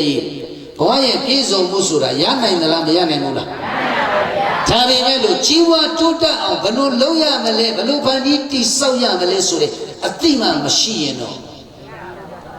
ဘာနဲ့မှပြုပြင်လို့မရဘူးဒါကြောင့်ဘုန်းကြီးတို့တော်ကောင်းတို့ရဲ့ဘဝရှင်သန်မှုမှာဘဝရှိဆင်းရဲခြင်းဆင်းရဲပြီးသို့တော့အသိတော့မဆင်းရဲစေနဲ့ဒါအသိရည်ကြီးတယ်ဒီကနေ့ဘုန်းကြီးတို့တော်ကောင်းတို့ကပညာရှာတဲ့မိဘတွေဆရာသမားတွေကကိုယ်သားကိုယ်သမီးပညာတွေပေးကြတယ်ဘာပညာပေးလဲအတက်ပညာပေးတယ်မှတ်ထားပညာ2မျိုးရှိတယ်ပြိတ္တိပညာဘယ်နှမျိုး2မျိုးပါဗျာ ပညာနဲ့အတိပညာအတ္တပညာကိုလောကီပညာလို့ခေါ်ပြီးတော့အတိပညာကိုတော့လောကုတ္တရာပညာလို့ခေါ်တယ်နားလည်လားအဲ့တော့လူတယောက်ကဘဝမှာဘလောက်ပဲအတ္တပညာတွေတတ်ထားတတ်တာဘဝရဲ့အတိပညာဆိုတာမပါရင်အဲ့ဒီပုဂ္ဂိုလ်ဘဝဗျံပရာဖြစ်တာပဲဖြစ်သလားမဖြစ်ဘူးလားဒါကြောင့်ဝိရုဒ္ဓရောကောင်းတို့တွေကိုယ်သားကိုယ်သမီးကိုယ်တပည့်ပညာအမွေပေးကြတော့မယ်ဆိုရင်ဘဝမှာအတ္တပညာတွေပေးနိုင်ရုံလောက်နဲ့ရောက်ရတင်းတိမ်မနေနဲ့ဘာလဲပြီးဖို့အသိပညာလေးပြီးဖို့ဒီကနေ့ခေတ်ကအဲ့ဒါတွေချွတ်ရင်အနည်းနေလို့ကမ္ဘာလောကကြီးတစ်ခုလုံးအပြောင်းဆန်အောင်ရိုင်းဆိုင်ကျဉ်းတန်းနေတာပဲဘာကြောင့်လဲဘဝခရီးလမ်းကိုရှောက်လန်းသွားကြတဲ့အခါအဲ့ဒီအတ္တပညာကိုအသိပညာကထိန်းပြီးတော့တက်မပေးတာ ကဲဘုန်းကြီးတို့ကတော့ရထားတဲ့ဘဝရဲ့အတ္တပညာလောကီဒီဂရီတွေတမိုင်းယူတဲ့ပုဂ္ဂိုလ်ကတမိုင်းအကြောင်းပဲသိမယ်ပရဝီယူထားတဲ့ပုဂ္ဂိုလ်ပရဝီအကြောင်းပဲသိမယ်သိပ္ပံယူထားတဲ့ပုဂ္ဂိုလ်သိပ္ပံအကြောင်းပဲသိမယ်အဲ့ဒီပရဝီတမိုင်းတွေသိပ္ပံတွေထဲမှာကောင်းမှုနဲ့မကောင်းမှုခွဲခြားပြတာဘယ်တစ်ခုပါလဲလုံးသိတာနဲ့မလုံးသိတာခွဲခြားပြတာဘယ်တစ်ခုပါလဲအဲ့ဒါအတ္တပညာဘောပေါက်လားအဲ့ဒီကောင်းမှုနဲ့မကောင်းမှုကုသိုလ်နဲ့အကုသိုလ်လုံးသိတာနဲ့မလုံးသိတာဆိုတာတွေကိုတကယ်တော့ပိုင်းခြားဝေဖန်ပြီးတော့ပြတာဟာဘယ်မှာပဲရှိလို့ဆိုရင်လောကုတ္တရာပညာလို့ခေါ်တဲ့အသိပညာမှာပဲရှိတယ်။မှန်ရဲ့လား။ဒါကြောင့်မိဘပဲဖြစ်ဖြစ်ဆရာသမားများပဲဖြစ်ဖြစ်ကိုယ်သားကိုယ်သမီးကိုယ်တပည့်သားသမီးပရိသတ်ကြီးပညာအမွေပေးတော့မယ်ဆိုရင်စာကိုလည်းသင်ပါသို့တော့စိတ်ကိုသင်ဖို့လည်းပဲမမိပါနဲ့အတ္တပညာလည်းပေးပါအသိပညာလည်းပေးပါပညာနှမျိုးစုံအောင်ပေးရမယ်နားလည်လားဒါကြောင့်ဘောဂီလန်းကိုရှောက်လန်းသွားကြတဲ့အခါမှာဘယ်လောက်ပဲလောကီအတ္တပညာတွေတတ်လောကုတ္တရာဆိုတဲ့အသိပညာမပါရင်အဲ့ဒီဘဝဟာဗျံပရာဖြစ်တာဒီနေ့မျက်မှောက်ကဘာလောကကြီးကိုကြည့်လိုက်တချို့နော်ရှင်းကြောင်းတတ်တယ်အဲ့ဒီရှင်းကြောင်းတတ်နေရင်းနဲ့ပဲအပေါင်းအသင်းတွေမှားပြီးတော့ကလပ်သွားဘီယာတော့ဈေးကြောက်ရှုဟိုလုံးဒီလုံးနဲ့နောက်ဆုံးပညာရေးဆုံးကမ်းမတိုင်လမ်းဘေးမြောင်းတဲ့ရောက်သွားတဲ့ပုဂ္ဂိုလ်တွေရှိသလားမရှိဘူးလားရှိပါရဲ့အတ္တပညာတွေတော့တစ်ပတ်ကန်းခတ်တတ်ထားပါရဲ့သို့တော့ဘာပညာမဲ့ဘဝမှာအရေးကြီးတယ်နော်မှန်ရဲ့လားဒါကြောင့်အရှိစင်းရဲမှုဆိုတာဟာပရိသတ်ကြီးပြောခဲ့ပြီဘာလို့ရလဲပြုပြင်ယူလို့ရတယ်ငါဘဝနိဗ္ဗာန်နေသလားငါဘဝဆင်းရဲနေသလားမြင့်မအောင်လုပ်မယ်အထက်တန်းရောက်အောင်လုပ်မယ်ကြိုးစားစမ်းပရိသတ်ကြီးလုပ်ယူလို့မရဘူးလားမရပါဘူးဗျာဘဝရဲ့တိတ္တမှုတွေနားလည်မှုတွေအသိပညာတွေပရိသတ်ကြီးနေပါနေပြီဆိုရင်တော့အဲ့ဒီပုဂ္ဂိုလ်ဘာနဲ့မှပြုပြင်လို့မရဘူးမှန်ရဲ့လားဘုန်းကြီးတို့ရဲ့နာတော်ကြီးဖြစ်တဲ့တိရကူကျေရဝင့်ပြောထားတဲ့စကားလေးတခုဘုန်းကြီးတို့သိသဘောကျတယ်လူတယောက်ဟာသိတဲ့သိတိုက်တာကိုသိပြီးတော့လှုပ်တဲ့လှုပ်ထိုက်တာကိုလှုပ်ရင်ရှိတဲ့ရှိထိုက်တာတွေဟာသူ့အလိုလိုရှိလာမှာပါမှန်ရဲ့လားသိတဲ့သိတိုက်တာကိုသိပြီးတော့လှုပ်တဲ့လှုပ်ထိုက်တာကိုလှုပ်ရင်တို့လူကျင်နေတဲ့ရှိတဲ့ရှိထိုက်တဲ့အရာတွေဟာဘာဖြစ်လာမလဲသူ့ဘာသာသူရှိလာဘာမှမသိလို့ဘာမှမလုပ်ရင်တော့ဘာမှရှိလာเสียအကြောင်းဒါပဲဒါကြောင့်လူသားတယောက်ရဲ့ဘဝမှာအရေးကြီးဆုံးကဘာလဲဆိုရင်ပညာဆိုတဲ့နေရာမှာအသိပညာသိရေးကြီးတယ်နားလည်ပြီနော်အဲ့တော့ဒီကနေ့မျက်မှောက်ကမ္ဘာလောကကြီးကိုကြီးလိုက်တဲ့အခါကျတော့တို့လောကလူသားတွေဟာပရိသတ်ရဲ့ဘာတွေအနှင်းနေတယ်လဲဆိုရင်အတ္တပညာတွေတော့တတ်ပါရဲ့အသိပညာတွေကစိတ်အနှင်းနေတယ်အဲ့တော့မြတ်ကဘာလောကကြီးတစ်ခုလုံးကြီးလိုက်တဲ့အခါဒီကနေ့ခေတ်လောကခေတ်လူငယ်ခေတ်မောင်မယ်တွေကိုကြီးလိုက်ရင်တက်လိုက်တဲ့ပညာတွေသို့တော်သူတို့ရဲ့စိတ်ဓာတ်တွေကြီးလိုက်တော့ယရဏ၃ပါးအနန္တောအနန္တ၅ပါးဆိုတာဟာဘာလဲလို့တော့မသိနားမလဲတဲ့ပုဂ္ဂိုလ်တွေလောကမှာအများကြီးရှိသလားမရှိဘူးရှိပါပါ ကျေးဇူးတော်ရှင်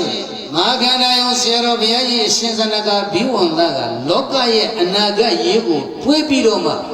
လွန်ခဲ့တဲ့နှစ်ပေါင်းများစွာကရေးဆက်တော်မူခဲ့တဲ့ကြဗျာလေးတစ်ပုဒ်ဘုန်းကြီးတို့ငယ်ငယ်ကလက်ချက်ခဲ့ဘူးတဲ့ကောင်းလိုက်တာပြိတ္တာတို့မြေတန်ဤရှိခါစီဝေမတေအပေါင်းစံရာကြောင်းမှာညိတ်ညောင်းသားရမိတ်အာနာကိုရက်ရွာလူမြလွန်လေးစားခဲ့ရှိတော့ကပြိတ္တာဘယ်တော့ကဘုန်းကြီးတို့ဆိုတော်မျိုးတို့ဟိုဘိုးဘွားတို့လက်ထက်တုန်းကရွာတရွာရဲ့စီပင်ဝါပြောမှုကျင်းရွာတရွာအရက်ဒေသတခုရဲ့တိုးတက်ထွန်းကားမှုဆိုတာပရိသတ်ရဲ့ဘသူရဲ့ဩဇာအောက်မှာရှိတယ်ရွာဦးကျောင်းဆရာတော်ရဲ့ဩဇာအောက်မှာရှိတယ်ဘသူဒီမှာရှိတယ်ခမည်းတော်အလွန်ချစ်အလွန်မြတ်တို့အလွန်တန်ဖိုးထားရပါတယ်ဆိုတဲ့တို့တိုင်းပြည်ရဲ့လွတ်လပ်ရေးဘာခင်ကြီးဘုရားအောင်ဆန်းဘယ်ကထွက်လာတာလဲဆရာတော်ဥသောဘိကကျောင်းကထွက်လာတာဘုန်းကြီးကျောင်းပညာရေးဘုန်းကြီးတို့မြန်မာပြည်မှာဘလောက်အရေးပန်ခဲ့တယ်လဲအဲ့ဒီဘုန်းကြီးကျောင်းပညာရေးတွေကွယ်ပြောက်သွားခဲ့တဲ့အချိန်ကနေစပြီးတော့လောကကြီးဟာကြောင်ကြပြန်ဖြစ်ခဲ့တာပဲအဲ့ဒါကိုကြိုသိပြီးတော့မှဆရာတော်ဘုရားကြီးကကြိုတွေးကြိုရေးခဲ့တဲ့ကြဗျာတို့မြေဓာနီရှိခါစီဝေမတေအပေါင်းစံရာကြောင်းမှာညိတ်ညောင်းသားရမိတ်အာနာကိုရက်ရွာလူမြလွန်လေးစားခဲ့ကြောက်လိုက်တာတဲ့ဟေးအကြီးမောင်ကန်လာခဲ့စမ်းအခုချက်ချင်းကြောင်းနှလုံးပြူဘေးချပြေးရပြီပေါ့ဘယ်ပြေးရရွာဦးကျောင်းဆရာတော်ရှေ့သွားပြီးတော့ဟမ်ဟာလားလေးဘက်ထောက်ရတာပဲမဟုတ်လားဒါကြောင့်ရှေးတုန်းကဘုန်းကြီးတို့ဘိုးဘွားမိဘများလက်ထက်ကရွာတရားရဲ့စီပင်ဝါပြောမှုတိုးတက်ထုံးကားမှုဆိုတာဟာပရိသတ်ရဲ့ဘု து ဩဇာအောက်မှာတည်တယ်ရွာဦးကျောင်းရဲ့ဩဇာအောက်ရွာဦးကျောင်းဆရာတော်ရဲ့ဩဇာအောက်မှာတည်တယ်အခုအဲ့ဒါလို့ဟုတ်သေးလားတို့မြေဓာနီရှိခါစီဝေမထေရပေါင်းစံရာကျောင်းမှာ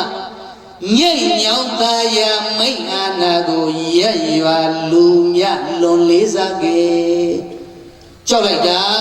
ချစ်လိုက်တာကြီးညိုလိုက်တာလေးစားလိုက်တာရွာဦးကျောင်းဆရာတော်မြတ်ရွာရဲကြွပြီဆိုရင်ဟုတ်တယ်မလားဖင်တုံအောင်ကြောက်ရတယ်ကြောက်ရဘူးလားအမလေးအိမ်ထဲမှာများအရင်နေ့ရှိနေရင်ပုံငယ်လေးနဲ့꿰ပြီးမသိကြအောင်မမြင်ကြအောင်ဆောင်ရတာမလားတွေ့လို့အချိုးမပြေလို့ကတော့အဲ့ဒီလမ်းလေကောင်ပါတယ်ဖနှောက်နဲ့ပေါက်ချိထွက်သွားမယ်ဟုတ်တယ်အဲ့ဒီလိုချစ်ကြောက်ယူတည်ခဲ့ရတဲ့ဘဝဘုန်းကြီးတို့ရဲ့ဖြတ်တန်းတို့မြေတန်ဒီရှိခါစီဝေမတေအပေါင်းစံရာကျောင်းက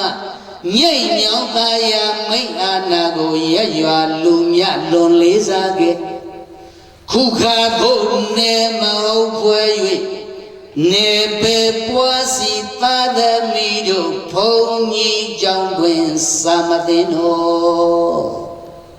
ဘုန်းကြီးကျောင်းမှာကျောင်းသားများတွေ့မိသလားတွေ့ပါဗျာအခုတို့မြေကျိုးတို့သိသလားဒါရီကျောင်းကစွန့်အုပ်ဆွဲရင်ဘယ်လိုလိုက်ဆွဲလဲ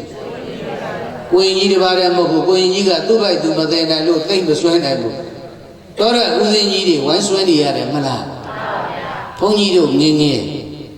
တာဝူကျောင်းမှာကျောင်းသားအဖြစ်ညအိကျောင်းသားအဖြစ်နေစဉ်လုံးကမြပရိသတ်ရဲ့ညအိကျောင်းသားဆိုတာ60-90ရှိတယ်အဲဒီလိုညအိညနေကျောင်းသားကနေမှကိုရင်ဖြစ်ကိုရင်ကနေဦးစင်းဖြစ်တော့မှသာသနာမှာမြေးတာဒီကနေ့ကြိုက်တဲ့အရက်ဒေသကိုသွားကြိုက်တဲ့ဘုန်းကြီးကျောင်းကိုကြည့်ဘုန်းကြီးကျောင်းမှာကျောင်းသားမပြောနဲ့ကိုရင်ဦးစင်းတော်ရှိတော့ရှိသေးတယ်ဘုန်းကြီးကျောင်းပညာရေးစနစ်ဟာလုံးဝကွယ်ပြောက်လို့နေပါဖြစ်သွားပြီဒါကြောင့်ခဏကပြောကြတယ်ခင်ဗျားတို့ချင်းလာဘာရဲ့ဆိုတဲ့လွတ်လပ်ရေးဘဂင်ကြီးဘုရားအောင်ဆန်ဘယ်ကျောင်းမှာထွက်လာဆရာတော်ဥဒ္ဓပိဒကျောင်းမှာထွက်လာတာတိတ်ပြီးတော့လက်မထောင်မနေနဲ့ခြေပြားထောင်မနေနဲ့ ဘုန်းကြီးကြောင့်ပညာရေးကအဲ့ဒီလောက်တို့တိုင်းပြည်တို့နိုင်ငံမှာအရေးပါလေအခုတော့ရှိသေးလားမရှိပါဘူးဗျာအဲ့ဒီဘုန်းကြီးကြောင့်ပညာရေးစနစ်ပျောက်ကွယ်သွားတဲ့အချိန်ကစပြီးတော့တို့တော့အရက်ဒေသရဲ့ချစ်စရာမျက်နှိုးစရာကောင်းလှတဲ့ရင်ကျေးမှုတွေဓလေ့ထုံးစံတွေဟာလည်းပြိတ္တရဲ့ကွယ်ပြောက်ခဲ့ပြီ။ဘာဖြစ်ခဲ့လဲ။ကွယ်ပြောက်ခဲ့ပြီ။ဘုန်းကြီးတို့ဟိုတုန်းကရန်ကုန်ကနေမြေကျိုးကိုကြွမယ်မြေကျိုးကနေရန်ကုန်ပြန်မယ်ကြိုက်တဲ့အချိန်ဝင်ကြိုက်တဲ့အချိန်ထွက်သွားလို့လာလို့ရတယ်အခုရန်ကုန်နဲ့မြေကျိုးကုသန်းတော့မယ်ဆိုရင်ပြိတ္တရဲ့ဘုန်းကြီးတို့မှာချမှတ်ထားတဲ့ကိုယ်ပိုင်တိုင်းတေပဲလေးရှိပါတယ်မြေကျိုးကိုဝင်မယ်ဆိုရင်10 နာရီနောက်ပိုင်းမှာဝင်မြေကျိုးကနေပြန်ထွက်မယ်ဆိုရင်9 နာရီမခွဲခင်ထွက်အုပ်ကြီးကလာပြီးတော့သတ်မှတ်ပေးတာမဟုတ်ဘူးကိုယ့်ဘာသာကိုသတ်မှတ်ထားတာဘယ်သူသတ်မှတ်ထားတာဘာဖြစ်လို့လဲ10 နာရီထိုးလို့ဈေးမကွဲပဲဝင်လာပြီဆိုရင်ဟောဒီလမ်းဖြတ်လို့မရဘူး9 နာရီမခွဲခင်ရွာကမထွက်ဘူးဆိုရင်6 နာရီ9 နာရီမှထွက်ဟောဒီလမ်းဖြတ်လို့မရဘူးဘယ်သူသတ်မှတ်ပေးတာကိုယ့်ဘာသာကိုသတ်မှတ်တာမောင်လာမင်းလည်းသတ်မှတ်ပေးတာမဟုတ်ဘူးမနက်ကညီတော်လေးရွှေမြတ်ပြန်မယ်ဆိုတော့ဟောကိုကတော့လမ်းယူလမ်းစဉ်ကသွားခိုင်းမလို့အဲ့ဒါအာယုံစွမ်းလက်ကတ်တဲ့ဒကာတွေကလျှောက်တယ်ဆရာတော်တဲ့ဟိုဈေးထဲမှာကတော်တော်ကြက်သိပ်ပြီးတော့ဆိုင်ကယ်တော်မနဲ့တိုးထွက်မောင်းလာခဲ့ရတယ်ဘုရားဆိုတော့ဩငါကြီးလေးအစိမ့်သက်သက်ကိုယ့်ရဲ့ရွာလဲတိတ်ခါကြားလောက်ပါရဲ့ဆိုပြီးတော့မှကိုယ်ကားသမားကောဟဲ့ကောင်ကိုသွားဟိုဘက်မြောက်စုံကနေကိုကြောက်လန်းကနေတက်ပြီးတော့ကားသွားလိုက်မောင်းပို့လိုက်ဒုသူရကောင်းနေစဉ်းစားကြည့်ဘုန်းကြီးတို့ဆွေတော်မျိုးတော်တို့ငင်းရင်ဟောအလွန်တရာစုပ်ပြတ်နှုံချလာတဲ့မောင်ပမာဆက်ပြီးကလေး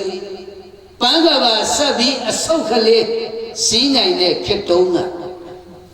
စပင်းစီးရတဲ့အမျိုးသားတယောက်အမျိုးသမီးတယောက်ဟောခက်လန်းလန်းမှာဆုံးငံတန်းတွဲပြီးဘုန်းကြီးယဟန်တန်ကတွဲပြီးဆိုတာနဲ့ဗရိတ်မမီးတဲ့အဲ့ဒီစပင်းကိုပြိတ္တရေဝုန်းစုံစပင်းဘောကခုန်စေခြေတော်နှချောင်းကိုမြေပြင်မှာဇုံတန်ပြီးတော့မှ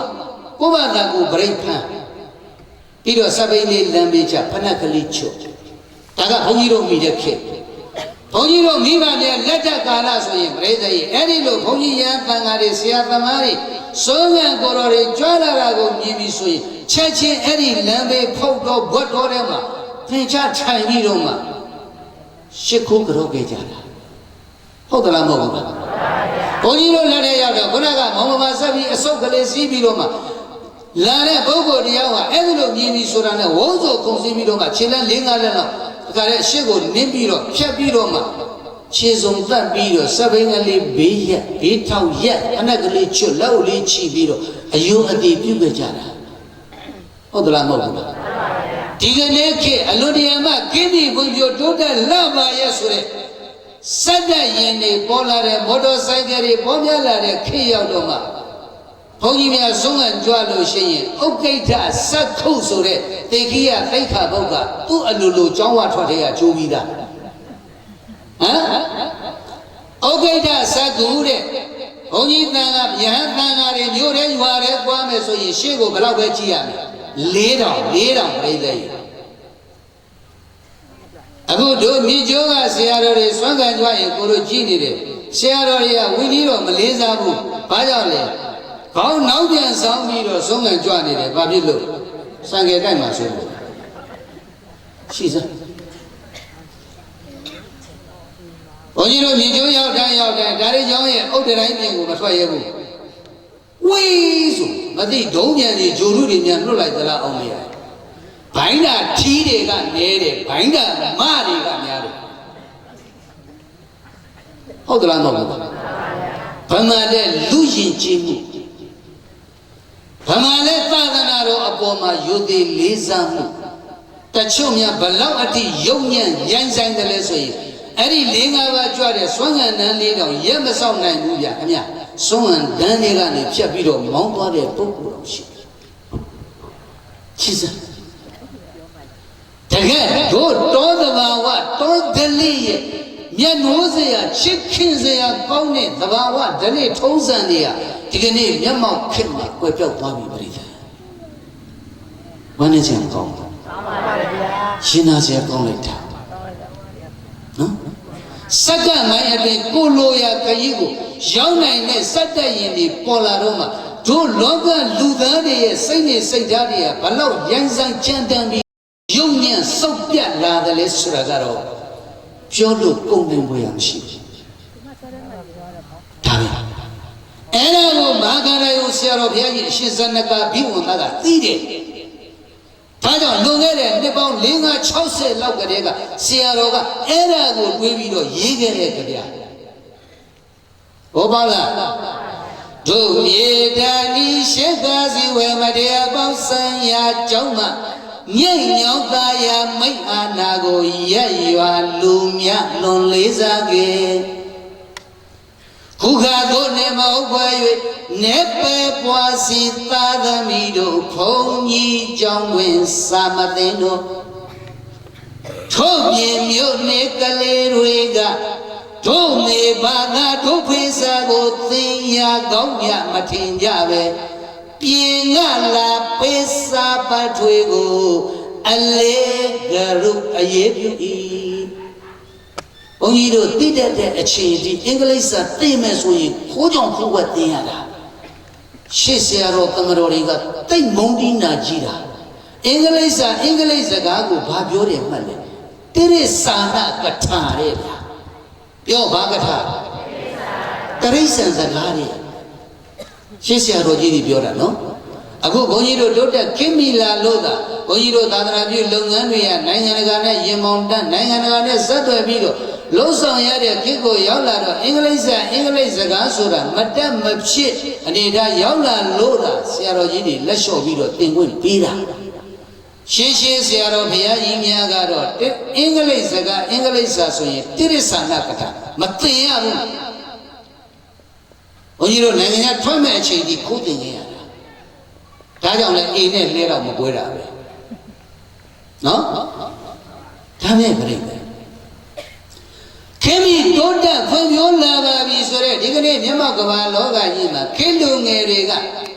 ကိုယ်ဘာသာကိုယ်သာသနာကိုယ်စာကိုအထင်ကြီးစေမရှိတော့ဘူးအင်္ဂလိပ်စကားမှဟုတ်လားထင်တာအခုခေတ်ပို့ဆိုတာပေါ့ကိုရီးယားသွားမဲ့သူကကိုရီးယားစကားဂျပန်သွားမဲ့သူကဂျပန်စကားတွေဗမာလေရမင်္ဂလာတော်ဓာသာဤလူမိုက်ဆိုလည်းရှောင်းသွေလွယ်လို့မမီဝဲနဲ့ကင်းအောင်နေပညာရှိကိုအရှိတွဲလို့မိဝဲစီကနေယူစီဥမယေနာမိဘများနဲ့ဆရာသမားကိုပူဇော်လေချမ်းသာကိုပေးဆက်ဆံရိပ်မျောတွေ့သုံးကြပေအဲ့ဒါမှဗုဒ္ဓဝါဒတော်လိုက်တာကွယ်မောင်လာမင်းငါရမယ်ဓမ္မပူဇာအကုန်ဝေပေးလိုက်အဲ့ဒါလေးရသေးတယ်ဗျာချစ်လိုက်တာအမျိုးတွေရဲ့ဟမ်ဟုတ်လားအိုးရှိစနားထောင်လို့မကောင်းဘူးလားကောင်းပါတယ်ဗျာမြတ်ပဲလဲဆိုလို့နားထောင်လို့ကောင်းတာမဟုတ်ဘူးဘာမှမသိမတတ်တဲ့ပုဂ္ဂိုလ်ဆိုလေဩမြန်မာကဗျာမြန်မာလင်္ကာတွေလူကျင့်ဝတ်လူသိက္ခာတရားတွေလူအစိတ်အတန်းကိုမြင့်တင်ပေးတဲ့ဒီစာတွေဒီစကားတွေဟာရှိစရှင်ထဲမှာစိတ်ပြီးတော့ကြိုးထဲမှာတသိမ့်သိမ့်ဖြစ်သွားမယ်ပြိတ္တာမှန်ရလားအခုရှိသေးလားဝမ်းနေစီမကောင်း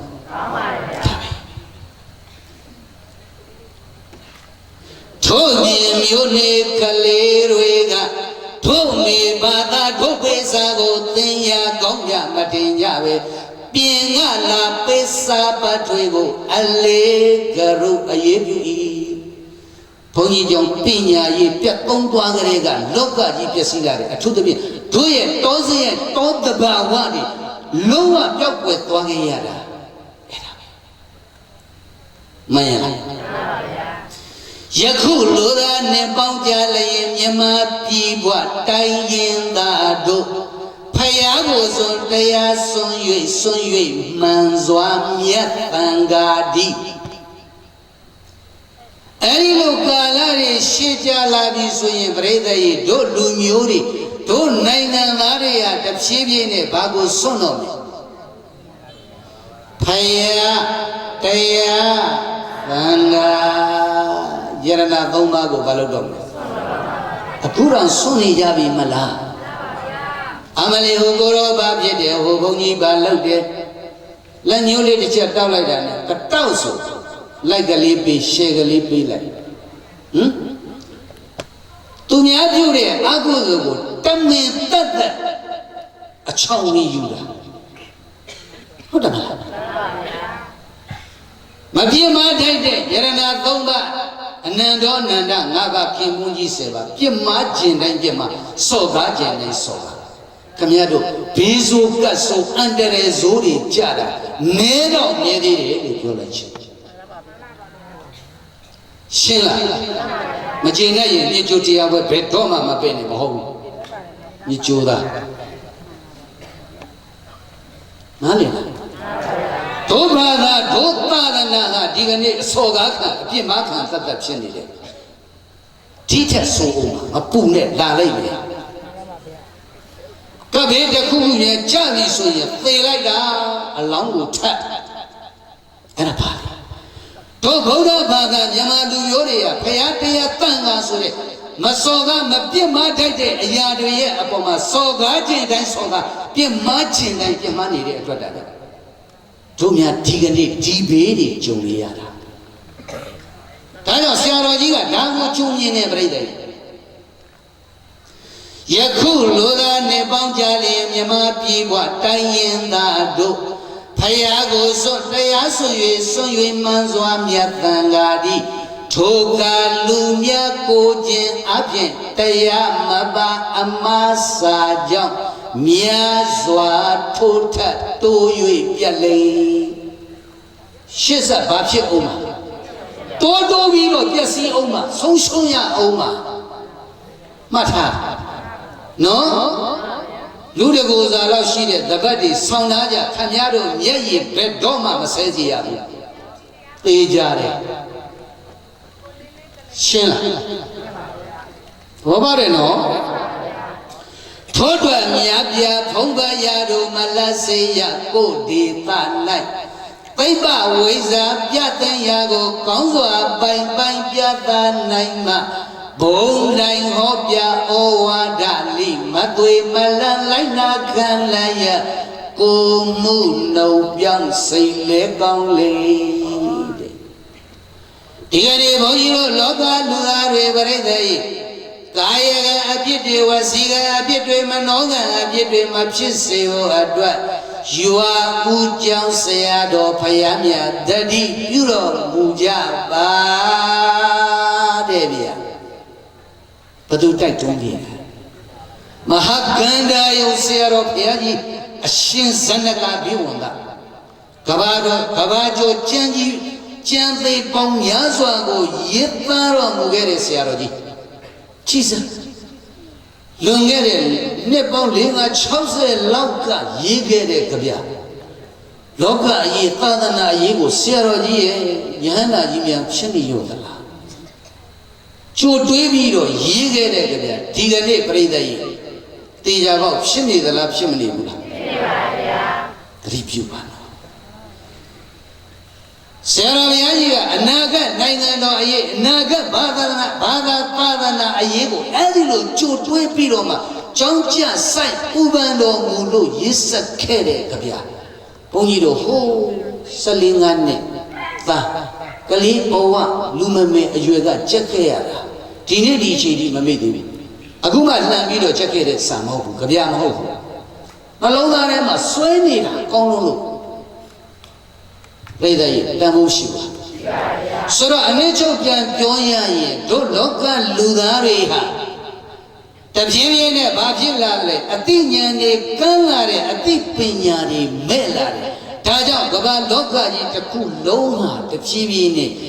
ရန်ဆိုင်ပျက်စီးပြီးတော့လာတယ်နားလေလားဒါကြောင့်လူတိုင်းရဲ့ဘဝမှာလူစဉ်မီဖို့လူပီသဖို့လူရည်လူတွေပြည့်ဝဖို့အရေးကြီးဆုံးဟာဘာလဲအသိပညာတနည်းပြောရင်ကိုချင်းတရားကိုချင်းတရားလို့ပြောလိုက်တာနဲ့အသိပညာလို့တော်ကောင်းလို့နားလည်ထားရမယ်မှန်လားဒါဆိုရင်ဒီနေ့ဘုန်းကြီးတို့တွေတော်ကောင်းတို့တွေဘဝမှာလူစဉ်မမီကြဘူးလားလူမပီသချင်ဘူးလားလူရည်လူသွေးတွေမပြည့်ဝချင်ဘူးလားဘာလို့ရအတိပညာပြည့်စုံအောင်ကြိုးစားရမယ်ကိုချင်းတရားကောင်းအောင်ကြိုးစားရမယ်လောကမှာကိုချင်းတရားပြည့်စည်နေတဲ့ပုဂ္ဂိုလ်တရားကဘယ်လူပေါင်းဘယ်လူအဖွဲ့စည်းကမ်းမှနေရာမပေးဘူးခေါင်းဆောင်မခံဘူးဘာဖြစ်လို့ကိုချင်းတရားယိုယွင်းပြည့်စည်နေလို့မဟုတ်လားအဲ့တော့နောက်ဆုံးတစ်ခုပြောနေတာကမနေ့ကညီတော်လေးလည်းပြောခဲ့တယ်ဘုန်းကြီးတို့တော်ကောင်းတို့ဘဝမှာလူစဉ်မီလူပိသလူရည်လူတွေပြေဝဖို့နောက်ဆုံးကျင့်သုံးရမယ်တရားတော်လေးတစ်ခုရှိတယ်လောကရံကြုံမပြုံစရံဘောမတုံစနဲ့စိတ်ခိုင်လေလောကရံတရားဘယ်နှပါဘာတွေပါလဲ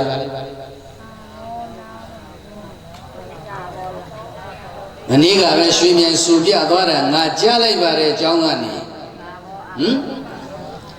လာဘောအလာဘောရသောအာရသောနေဒာပတန္တာဒုက္ခံဒုက္ခံလောကရန်တရား၈ပါးအဲ့ဒီလောကရန်တရား၈ပါးကိုခွဲခြားလိုက်ရင်ပရိသတ်ရဲ့အကောင်းလောကရန်၄မျိုးရှိတယ်အကောင်းလောကရန်ဘယ်နှပါးအဆိုးလောကရန်က၄ပါးခိုင်တို့တော်ကောင်းတွေအကောင်းလောကရန်တွေနဲ့တွေ့လာကြုံလာပြီဆိုရင်ဘယ်လိုနေအိုးခြေပြားကလေးထောက်လက်မကလေးထောင်ဒီလိုမလားအမလေးဘယ်သူမှလူမထင်ဘူးဒီကနေ့ခေတ်ဖြစ်ချင်တိုင်းဖြစ်နေကြတာအဲ့ဒီလိုပုဂ္ဂိုလ်မျိုးတွေပဲအဲ့ဒီလိုပုဂ္ဂိုလ်တွေအကောင့်လောကရန်နဲ့ကြုံနေချိန်မှာတော့ပရိသတ်ရဲ့ခြေပြားထောက်လက်မထောင်ပြီးတော့ဘယ်သူမှလူမထင်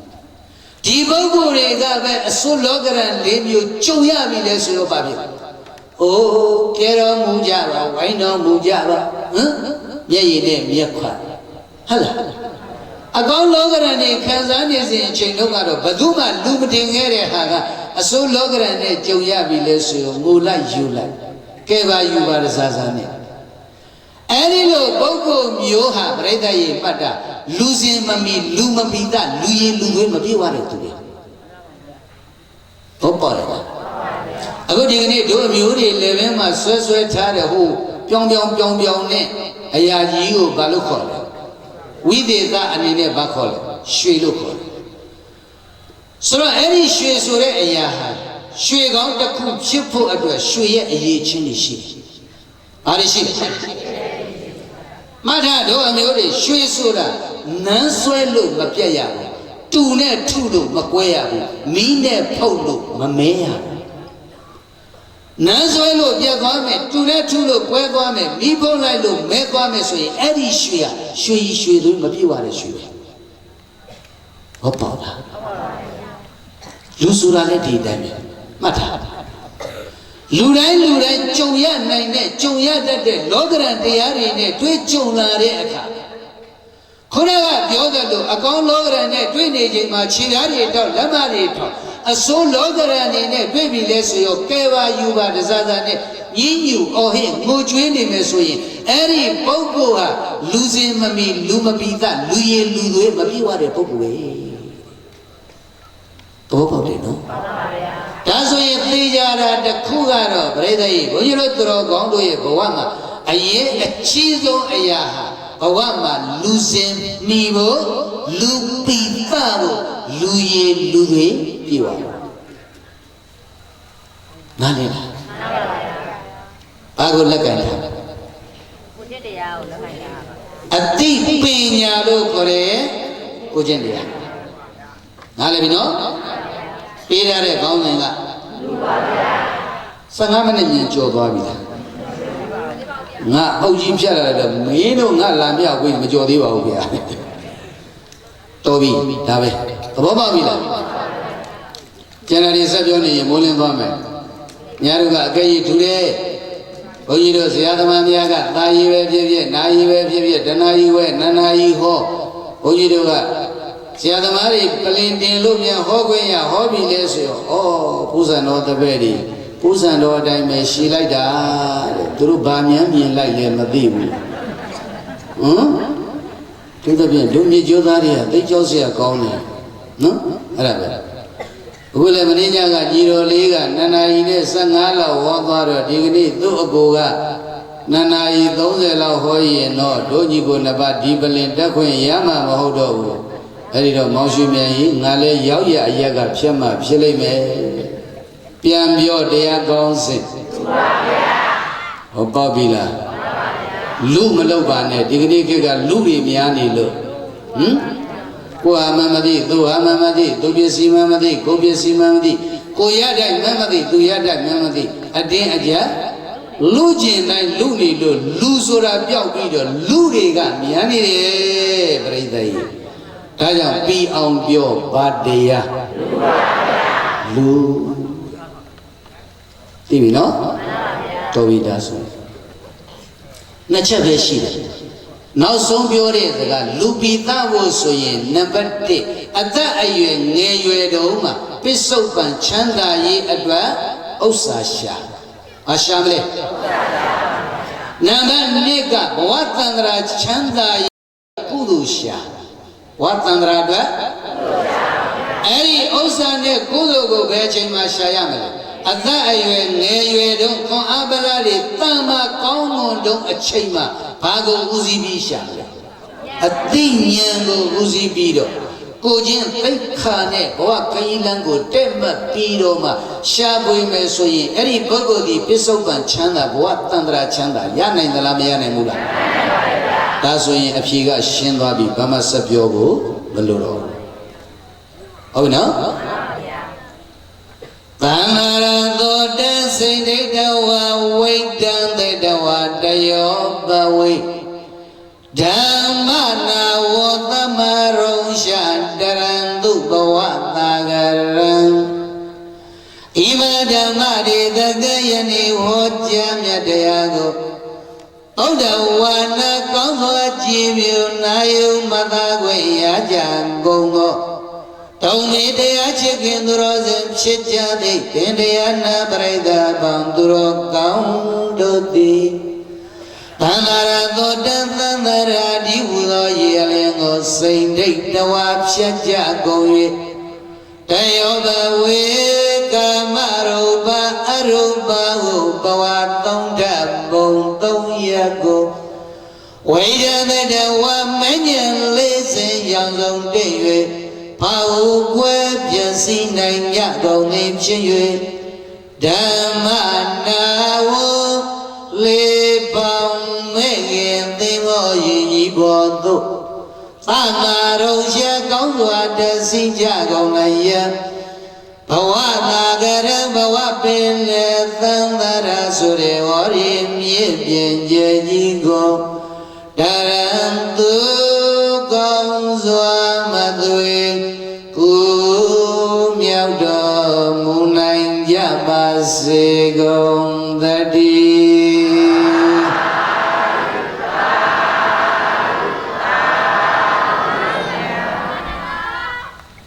းစီစဉ်ဖြစ်ပါတယ်ဗျာသာသနာတော်လေး1569ခုနှစ်ကောဇာတက္ကိ1389ခုနှစ်နဒေါ်လဇန်3ရက်ခရစ်နှစ်2025ခုနှစ်နိုဝင်ဘာလ24ရက်စနေနေ့ညပဲခူးတိုင်းသာကြီးဝေါ်မြို့နယ်ဒီကျုတိုက်နယ်အာဇင်တကန်ကုသိုလ်ရှင်မိသားစုများမှကြီးမှုကျင်းပတော်14ကြိမ်မြောက်နေ့ဦးအကျိုးအထူးဓမ္မသဘင်ပွဲကြီးဝယ်မြတ်ပလင်းဆရာတော်ဒေါက်တာရှင်မောင်ပကကြီးဓမ္မပူဇာသဘင်တတိယညတွင် တရားပွဲမှာဒီအလူရှင်များဖြစ်ကြတော့အာဇီတကကုသိုလ်ရှင်မိသားစုများမှာဓမ္မပူဇာတော်ငွေ15 သိန်းကျပ်အားဦးထင်အောင်နိုင်မှစက္ကလူတန်းပေးနိုင်ပါရဲ့ဆရာတော်ကြီးကပိယကာရကဖြစ်ဦးအောင်ဒီဦးမှလက်ခံရယူပေးနိုင်ပါရဲ့လေးစားစွာပန်ကြားပါတယ်ဗျာ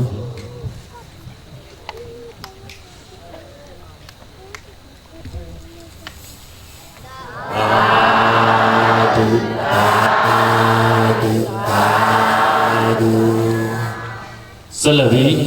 တိတမတီအလူရှင်များမှလူတန်းသောဓမ္မပူဇာမတီလူတန်းငွေ28 သိန်း 6,200 ကျပ်နဲ့ယနေ့ညတရားနာပိသက်များမှလူတန်းသောဓမ္မပူဇာလွန်ငွေ50 သိန်း 3,800 ကျပ်စုစုပေါင်း80 ကျပ်အားဦးသိန်းဦးနဲ့ဦးချင်းနိုင်လက်ရည်စုတို့မှစက္ကန့်လူတန်းပေးနိုင်ပါရန်လေးစားစွာပန်ကြားပါတယ်ခင်ဗျာ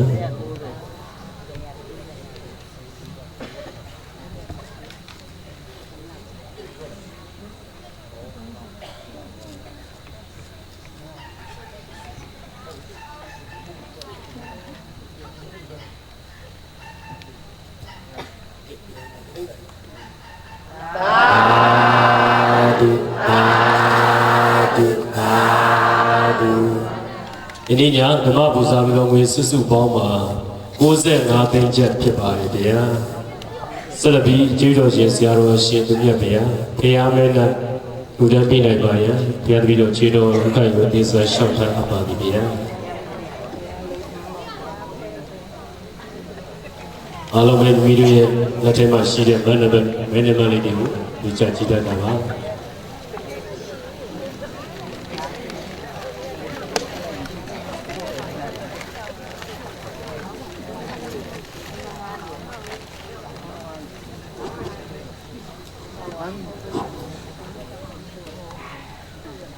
ပေါက်ပေးတဲ့ဘက်ကတော့9-3 ခွန်ပါ530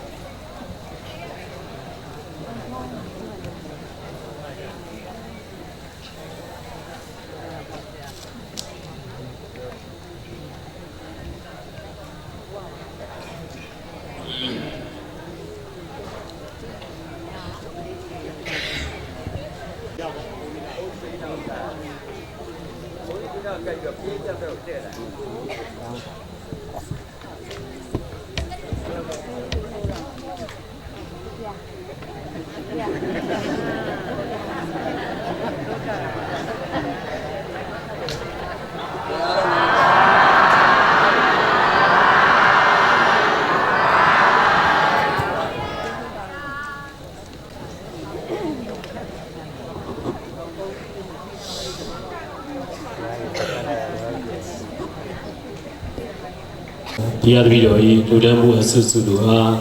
ရေစက်သုံးချအမြတ်တမ်းပေးဝေပေးနိုင်ပါရဲ့ဘုရားတပည့်တော်ကျေးဇူးဥက္ကဋ္ဌရိုသေစွာလျှောက်ထားပါသည်ဗျာ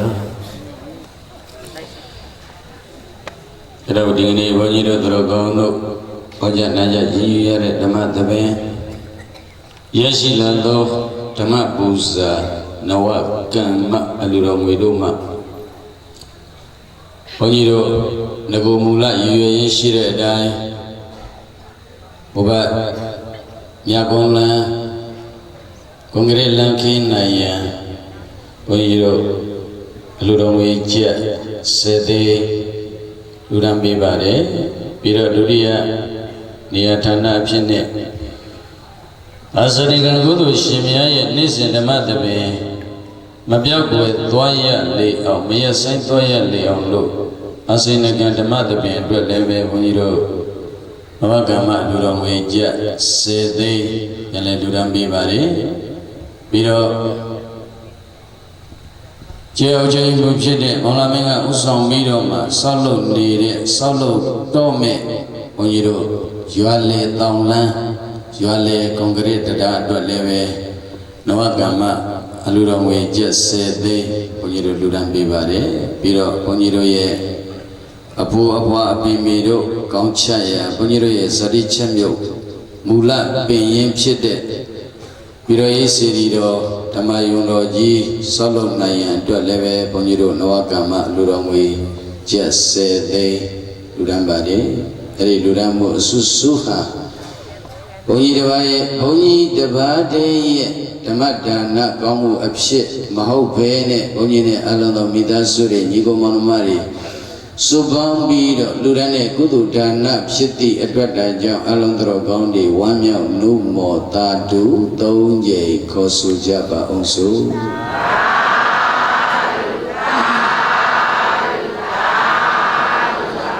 အလုံးရည်စချာရအောင်လိုက်စို့ဤသို့ပြုရမြတ်ဘုံများကြောင့်ချင်းမြဤကြည်ဘေးမဲ့မီသည်ရွှေပြည်ထုတ်ချောက်လမ်းမကောက်ပဲရောက်ရပါလို့ရောက်ရပါလို့ထိုထိုဘဝကျင်လေရလေဒုက္ခဗေဒံယမအပေါင်းမကောင်းဟုသမျှမတွေ့ရပဲအဘအိသာမင်္ဂလာကိုရွယ်ခါတာတိုင်းရစေသောယနေ့ယခုပြုပြုသမျှမြတ်ဘာကဤဘုံမြတ်ကုသိုလ်အဖို့လည်းမွေးမိခင်နဲ့ဖခင်ဆရာမြတ်တကနဲ့တတဝအမြတ်နတ်တို့အားလည်းရညပါစေဧငဝေတိမြတ်တွေသာတို့ခေါ်စေသောကုသိုလ်အမြတ်အမြတ်အမြတ်လူတော်မူကြပါကုန်လောသာဓုသာဓုသာဓုကုသိုလ်အမြတ်အမြတ်အမြတ်လူတော်မူကြပါကုန်လောသာဓုသာဓုသာဓုကုသိုလ်အမြတ်အမြတ်အမြတ်ယူတော်မူကြပါကုန်လောသာဓုသာဓုသာဓုအလုံးတရားချစ်ခင်သူတော်စင်များကာယဒုက္ခစိတ်ဒုက္ခနဝနတိကျမ်းမာခြင်းချမ်းသာခြင်းတို့နှင့်ကိုယ်စီကိုယ်စီပြည့်စုံ၍နိဗ္ဗာန်ကိုမျက်မှောက်ပြုနိုင်ရသောပါရမီရှင်သူတော်ကောင်းများဖြစ်နိုင်ကြပါစေ။